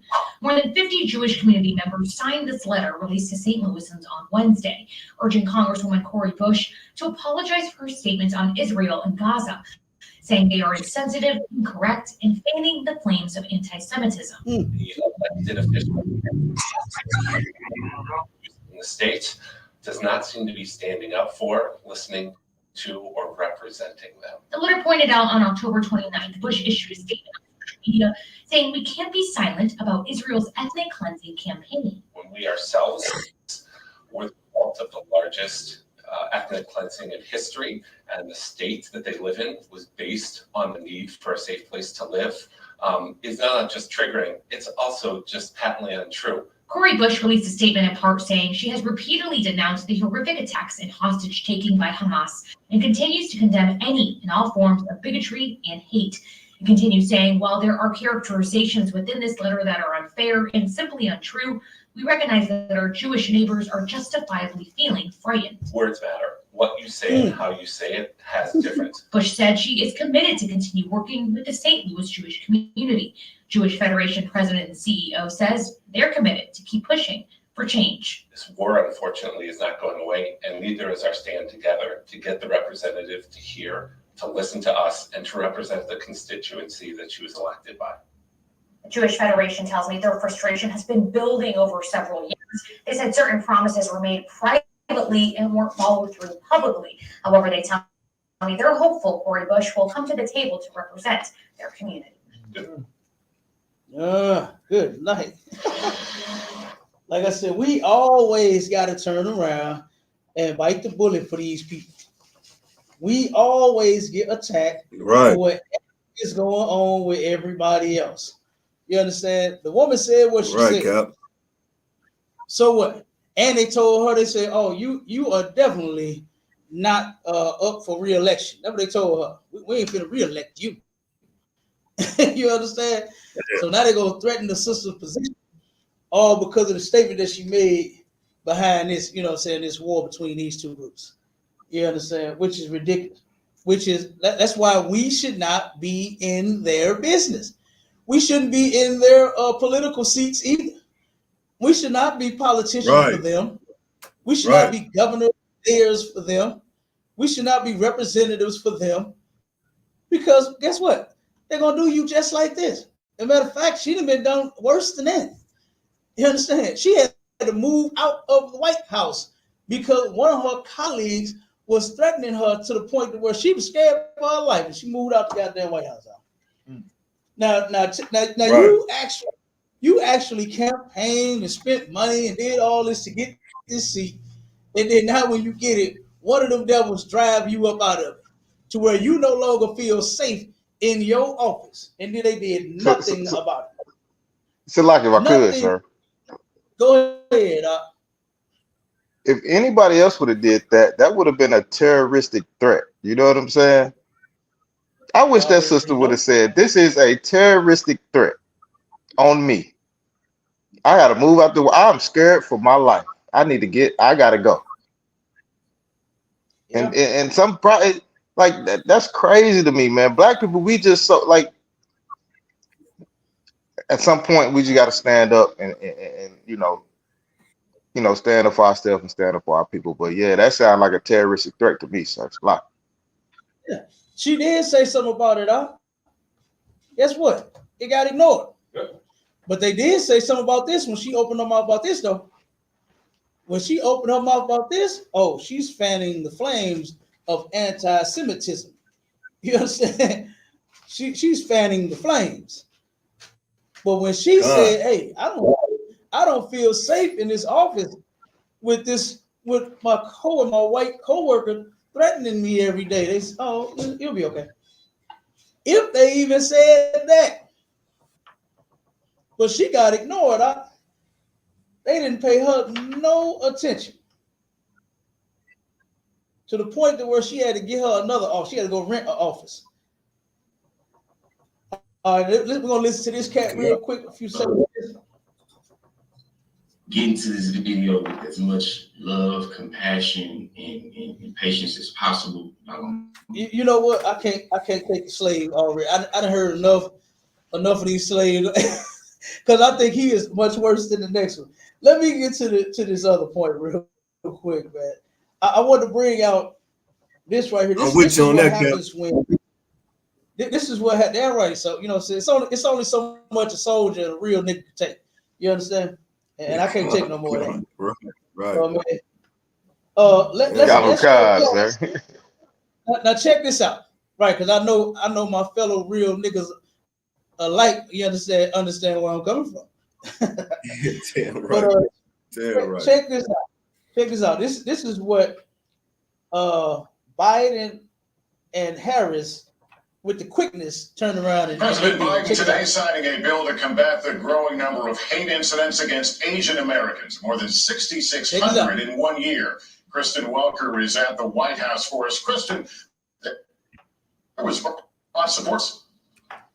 Now, the reason I'm showing this one is because any other people that get attacked or any type of whatever happens to them, you understand, any racially motivated or hate crimes happen to them, the government move ASAP and go right to work for them. This Asian bill got, what was it, about 90 days on? 90 days. The Asian community came together here and rallied and it didn't take 400 years. They didn't get stomped out when they was out there protesting. It It's went like it, sir. in If I effect could. 90 days. Go ahead. It's like if I could, sir. One of the incidents when you talking about these those heathens, those Asians, right? One of the oppressors went down to an Asian spa, and he said he had to unalive them because he couldn't stop going.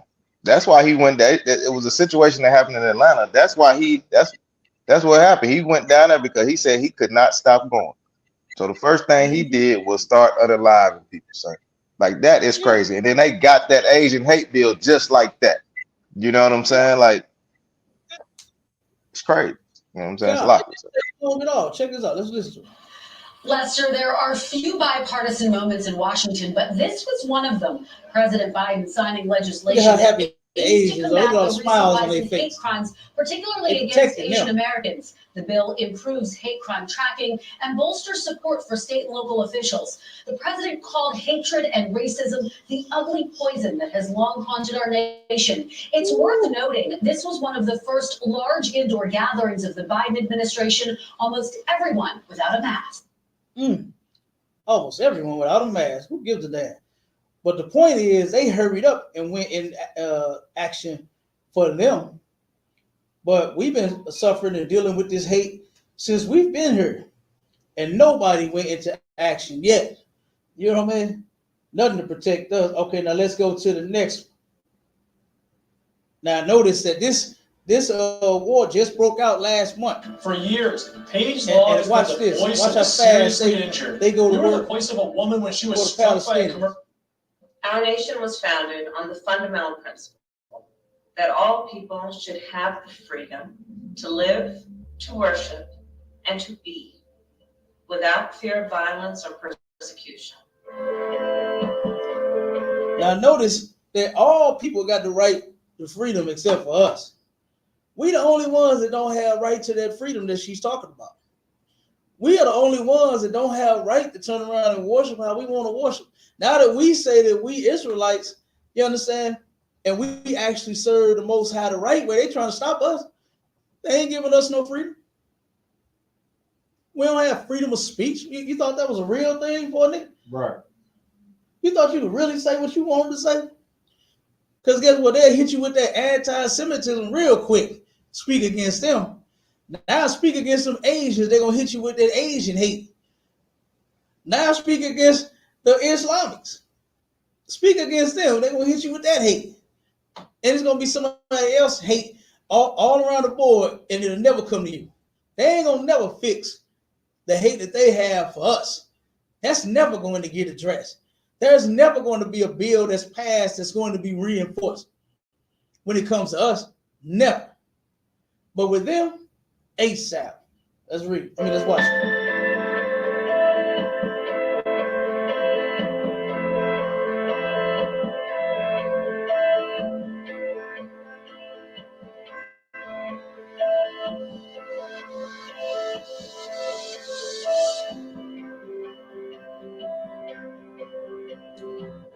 What I think. And forcefully all forms of hate for years. I'm gonna skip past it a little bit. But to condemn unequivocally and force, so we can get her not only to keep the people of our nation safe. Okay, here we go. President Joe Biden and I have a duty not only to keep the people of our nation safe, but to condemn unequivocally and forcefully all forms of hate. For years, Muslims in America and those perceived to be Muslim have endured a disproportionate number of hate-fueled attacks. As a result of the Hamas terrorist attack in Israel and the humanitarian crisis in Gaza, we have seen an uptick in anti-Palestinian, anti-Arab, anti-Semitic, and Islamophobic incidents across America, including the brutal attack of a Palestinian American woman who was Muslim and the killing of her 6-year-old son. A senseless act of violence that the Department of Justice is investigating as a hate crime. And so today, I am proud to announce the Biden-Harris administration will develop our nation's first national strategy to counter Islamophobia. This strategy will be a comprehensive and detailed plan to protect Muslims and those perceived to be Muslim from hate, bigotry, and violence. Wasn't Trayvon Martin somebody's damn son? Wasn't Michael Brown somebody's damn son? What about our sons? You got our women. These mothers have to wear shirts to say, because I got a black son on the front of it. She's scared to death, hoping that he come home when he leave the house to go play basketball, to go visit his friends, to go to school even. They got to hope and pray, you understand, that they son make it home. But they, with the quickness, went to work to stop, even forcibly. Did you hear? Oh, they're going to force you to stop hating on them. But they ain't forcing nobody to stop hating on us. They ain't forcing nobody to keep their hands off us. Right. They ain't passed no bill that's going to protect us from unnecessary violence and hate and crimes and oppression and nothing else. They ain't worried about our doggone sons. Hillary Clinton, that bitch said our sons are super predators. That's right. And we got to bring them to heel. Not heal and, make sure that they safe and they all right. Heal like we got to break them down. That's what she said. That's how they feel about us and our sons. And this dude, Mark Hill, is concerned about any other people but his own. When we have been the target for hate and violence and bigotry and whatever else you want to sit here and name, we have been doggone. Matter of fact, it's so many. Look, we got so many videos on this. We got the Israeli woman saying that the problem right now is the black people in the black community. She said that. She said that. Whoa. Whoa. Here they are. Yeah, absolutely. Here they are. They warn against each other. It's the Palestinians and the Israelis. And she says that we are the problem. Not the Palestinians. It ain't them, it's us. When we have, again, I'll say it again, we have absolutely nothing to do with that. That's right. Nothing to do with that. So like I said, man, these people are ridiculous. And then to think that and if I could, one second. And to think that we are ever going to turn around and see anything come good from being around these people, we got another thing coming. That's right. Go ahead. I'm going to play one more video, and then we're going to get up out of here. Go ahead, Tazan. No, just to piggyback off what you were saying, Cap, what you bringing out definitely heavy. Yeah, what you bringing out definitely heavy, you know what I mean? And like you were saying, we have nothing to do with none of that, man. You understand me? And reason being, they ain't never had nothing to do with us. So now all of a sudden we finna jump in on y'all affairs and all that. Nah, man. Yeah. Right. I'm telling you. And then check, we got one more I want to play, show how the government acts for others and their own. And the only somebody that they will never take action for is us. Now this is the first so-called African American president. You understand? Barack Obama himself. When under his administration, Boy, with so many of us being unalive left and right. And you know who he went to action, who he kicked in high gear for? He kicked in for them sissies in that LGBTQ community because he's LGBTQ himself. And he turned around and kicked in for the police. And check this out. Aware, several weeks ago, we lost two of New York's finest, Rafael Ramos and Wendy and Luke. They were serving in their community with great honor and dedication and courage.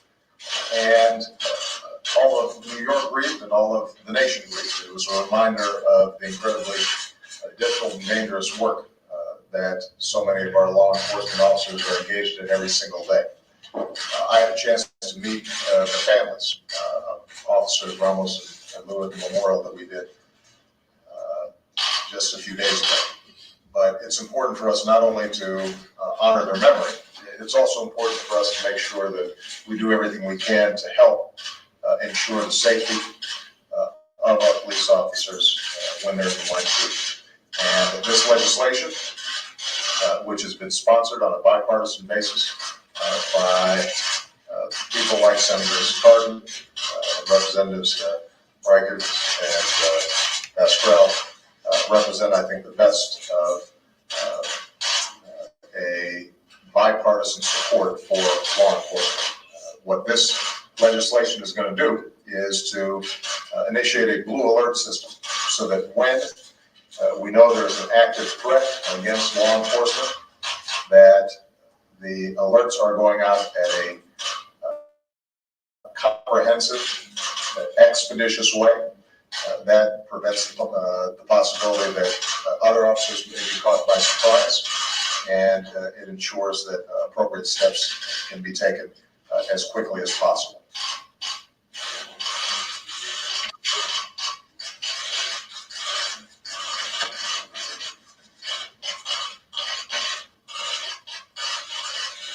Did you hear him? He said, we're going to send out the blue alert. The blue alert.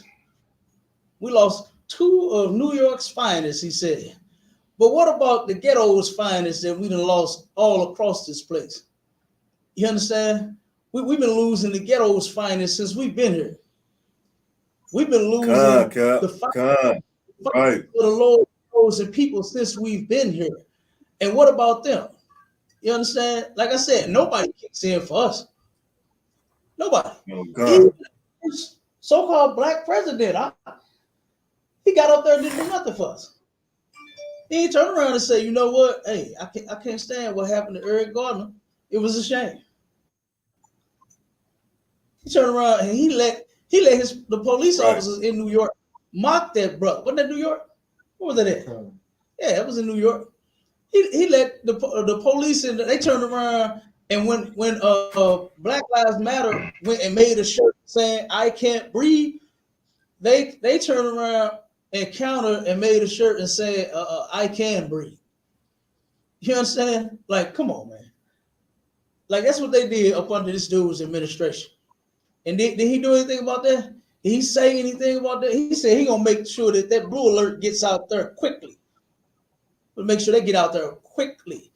But did he turn around and make a black alert for the black people that we've been losing in this place?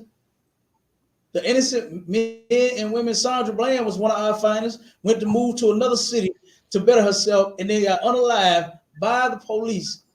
They claim she made an illegal lane change and then lied and said she hung herself. That ain't happened. Tamir Rice was one of our little finest.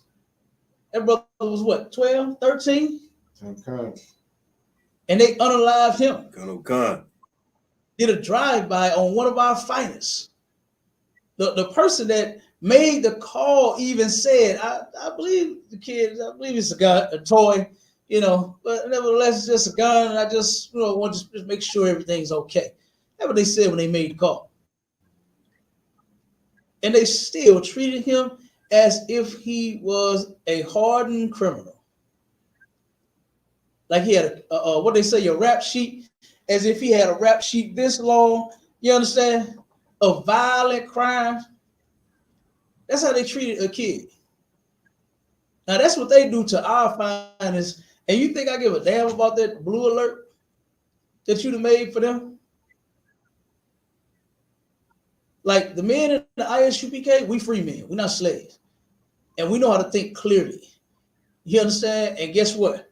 Whatever is happening between Palestinians and the Israelis, we out of it.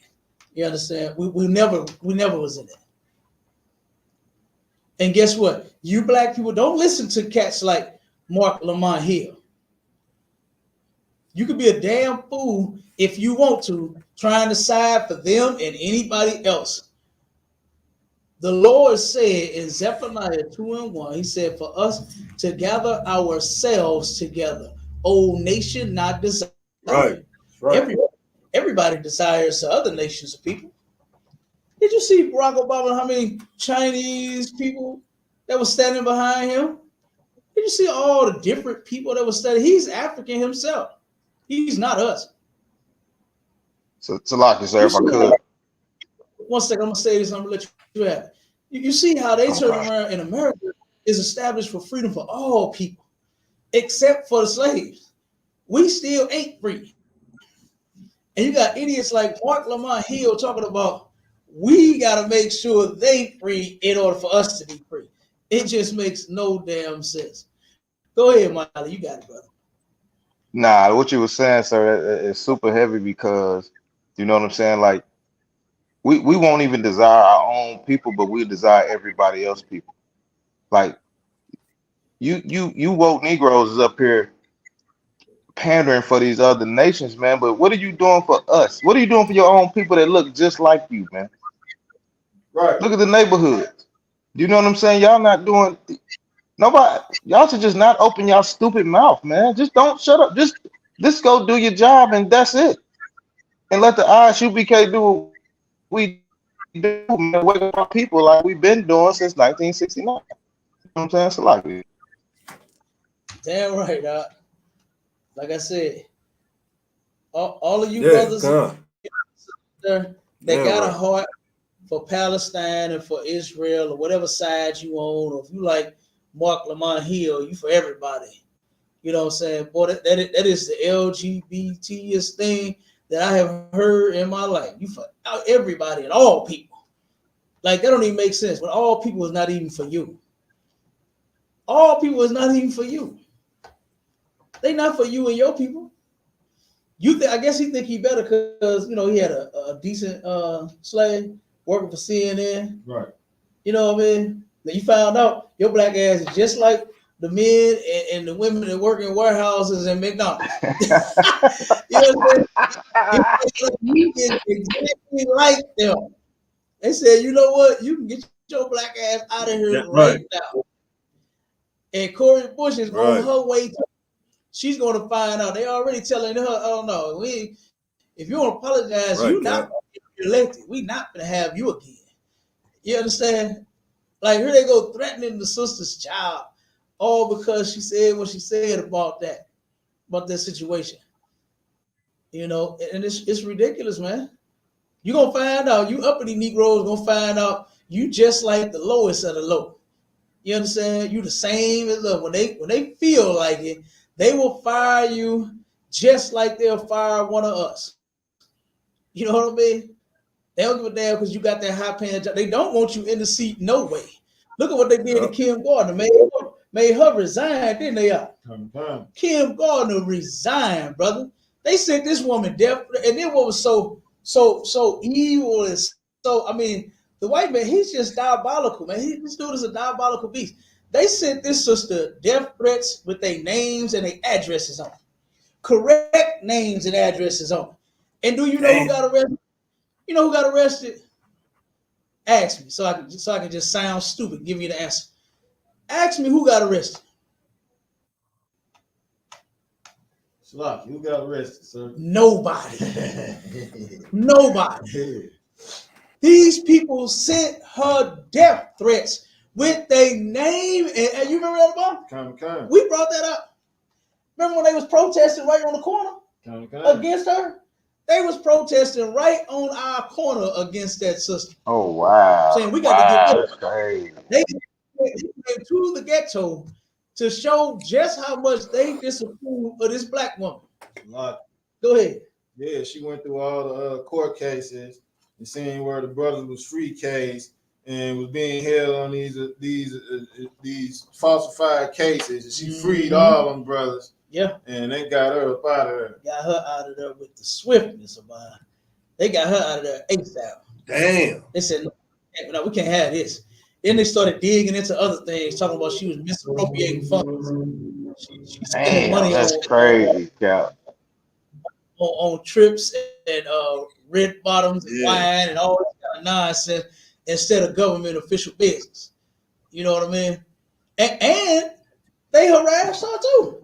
Okay. They pulled her over, showed her she is just another nigga. Okay. They showed her. Hey, what state was this, Cap? Right here in St. Louis. Right here. They showed Kim Gardner, you just another nigga. Pulled her over, had her sitting there for I don't know how long, and gave her tickets. Knowing who she is. She the prosecutor. Yeah, prosecutor. You don't think she got insurance? The woman don't drive fast. She don't drive fast enough. She wasn't speeding. She ain't got no tail lights out. Her car was nice and new. You understand? No, they had no reason to pull her over. They harassed her like she was a regular nigga on the street. Like one of them niggas that they free case, like Vaughn just said. They turned around and was giving brothers and sisters cases, and they had absolutely no evidence to prove that they was guilty of the crime they was being charged with. And that sister let them go, thousands of them. She said, no, we can't. Yep. They hired her to do her job. And then when she gets in there and does the job correctly, they say, oh, no, wait a minute, hold on, how many people she let go? Yeah. What? The number ain't going up? Oh, no, we got to do something about this. They sent her, one of her colleagues, one of the work in the office with her, sent her, she said, the dude said, if we had known that you would have been this much trouble, we would have picked our own fucking cotton. Oh, man, he was going off on her. Yeah. Oh, he went off on her. The police, not the chief. What's the other dude that's over the? What is his position upon? I know you all know it. Commissioner? Huh? No, it was. Wait a minute, it might be. Was it the police commissioner that got on the news that was talking against her too? Yeah, it was him. Him. Everybody spoke out against his sister, man. Everybody did. You understand? And all she did was her job. She did her job correctly. Yep. She's there to prosecute, and she said, nope, I can't do it. There's no evidence. She didn't say, oh, wait a minute. Tyrone? Oh, this is a black guy. You know what? Oh, no, put that over there. Can't do that. She didn't do that. She went in and did her job. And it just so happened to be thousands of damn Tyrones. It just so happened to be thousands of Shaquitas that they was trying to prosecute. And the sister said, nope, can't do it. Can't do it. There's no evidence. Let them go. You understand? And guess what? They got rid of her. You could tell, remember that one video we played? She was scared to even come out to the rally that they had in support of her. Yep. She was so scared of all of those threats that she was getting. Because like I said, those threats came with, you know how Tazan, if I was to mail you something and I wanted you to mail me something back, I put your address on it and mine across the top and my name. That's how they were sending in the mail. That's how they sent the death threats to the sister. Yeah. That's how they sent them to her. God. It can't be intimidating, you know what I mean, to most people. You already know. You already know. That's why we shouldn't be siding with none of them. You understand? Yeah. Let the Lord do what he said he's going to do in the Bible. The Bible says that there's going to be nation that's going to rise up against nation. And let me tell you something, Mark Lamont Hill, you ain't finna stop it. Just because your soft ass wants to turn around and heal the world. Right. When that ain't gonna happen. In order for black people and Hispanic people and Native Indian people to be free, there's gonna have to be some war. There's gonna have to be bloodshed. The Lord said it. The Lord said it. And why are you trying to stop it? Why are you looking like the greatest sissy in the world, sitting there speaking out to these people that don't give a damn about you? You mentioned Huey, the other dude mentioned how the Palestinians they was telling the protesters in Ferguson how to turn around and what kind of mask to get to and how to if they get tear gas and tear bombed and how to do this and how to do what the hell that mean, man? Like if I could, sir. That mean? When these people still mean us no good. Go ahead, brother. Like it, sir, and just what you bringing out is real heavy. The whole radio show, with you know what I'm saying? That it just proves the world raises chumps, man. And the ISUPK, we raise real men and warriors, man. That dude sound like a chump. He sound like a chump. I don't want no. Just everybody, just have peace, like you said. He want to heal the whole damn world. He want to heal the whole world, man. And here, man, we warriors, man. We ready to get it on when it's. Well, when the most I get that call, it's on. You know what I'm saying? So like it. So.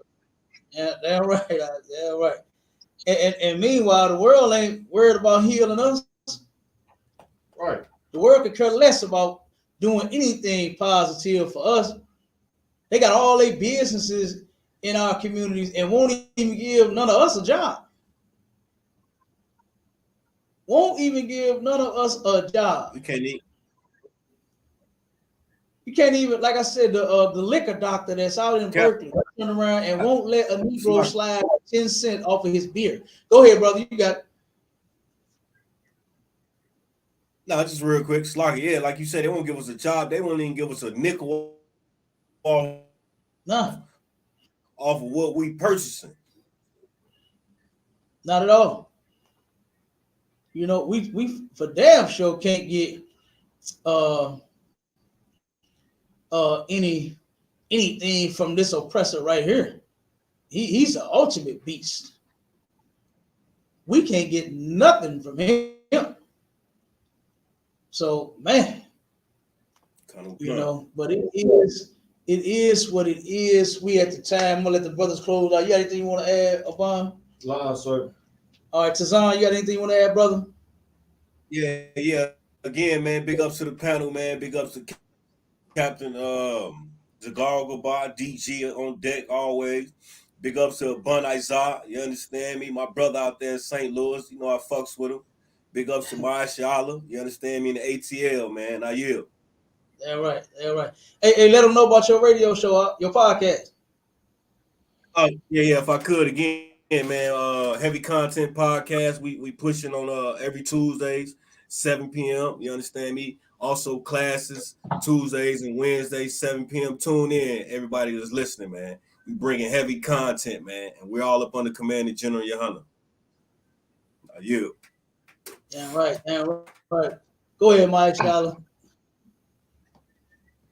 Hey, Khan, sir. Heavy radio show. Heavy radio show. Always. He never stopped doing this thing. You know what I'm saying? Hey, just let the people know, man. Tune into ISUPK Atlanta. You know what I'm saying? We got a heavy food program going on down here, man. If anybody need anything in our surrounding areas, just hit us up. You know what I'm saying? No big deal. You can hit me up directly. Definitely check into heavy content. I definitely got to check that one out. I know it's gonna be fire. You know what I'm saying? Tune into ISUPK.com, sir. You know, with that, I say shalom. So. Damn right. Look, I'm gonna have to make your intro. That's some ATL ho. ATL ho. Remember that song?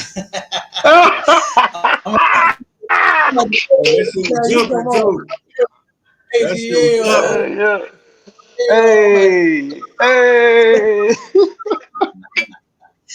Look, that's gonna be your intro. That's where that crunk music started at. Hey, damn right. Hey, at the water to all the brothers, man, for rocking with the show. You understand? Definitely my main man, the killer. You understand? Bond Azar in his building. You understand? Holding it down with a brother. You understand? Officer Tazan holding it down out there in Iowa. Him and Officer Kakunga Boy holding it down. You understand? Go ahead. That's gonna be the new Boot Kids capital out there in Iowa, man. Oh, you what's going on, man? Yeah, look here, you already know it. Hey, he threw him down on his knees as soon as he got up there, didn't he? Threw that devil down on his knees soon as he got up there. Goddamn right. Damn right. So yeah, and then the mighty officer, Maishala out of ATL doing some big things. All these brothers are. You understand? All these brothers doing big things. You understand? I mean, man, we dropping this truth. I mean, this is what our people absolutely need. I know a lot of you don't understand it right now, you know, and I know some of you don't care, but you will in just a second. Now you concerned. You understand? Now that you hear, now you've been hearing the ISUPK say the Third World War is coming since 1969. It's been saying that. Hasn't changed since 1969. Still the same up until this day. But now that you hear our oppressor saying it on TV and on the news, that this might be the start of the Third World War. Now you're concerned. Now you're scared. Right. Now you're trying to side with anybody. You want to side with Palestine. You don't know. You want to side with Israel. You don't know who to side with. But I told you who to side with. And I'm going to tell you again. You side with blacks and Native Indians. You side with your people. You understand? And greater than that, you side with our King Christ. You understand? That's who you better side with. That's right. Because when he returned, good night. Do y'all even understand what the Bible says is going to happen when he do? Good night. They really believe because of Christianity about it's going to be hugs and kisses. They really think our king is going to come back and just hug and tongue kiss everybody in the mouth. When that ain't what's happening. That ain't what's going to happen. The Bible don't say nothing. Your pastor, with his soft ass, he said that. That's what he said. They make our king out to be a joke. They make where we go out to be a joke. They make the Most High out to be a joke. If you listen to them, you'll think that God, Christ, and his chosen people and what we're going through is a goddamn joke. When it is not, man. Like I said, when y'all get the time, I'm gonna have to do it. I'm gonna have to post them. When y'all get the time, you look up that the prime minister, that woman that said that it's black people that's our problem. It's our biggest problem. You go look that video up, and you'll find it. Now, why is that? When the problem was supposed to have been Hamas. That's supposed to be who your problem was with. But you attack us and take stuff out on us. You even take the black politicians and the people that work for you up in these high positions, you even attacking them. Threatening for them to lose their job and re-election. You know what I mean? Like if our people don't see and know that, okay, what them brothers in the ISUPK been teaching is absolutely real by now, then Lord be with you. You understand? That's all I can say. Lord be with you. So then, guess what we're gonna be doing? We're gonna keep doing this work. And you can go to ISUPK.com, St. Louis, Atlanta, Iowa, whatever city you in, and you can get a Chicago, Indianapolis. It is time for blacks, Hispanics, and Native Indians to come all the way together. And with that, shalom, everybody. We understand. Damn right, Cap. Shalom.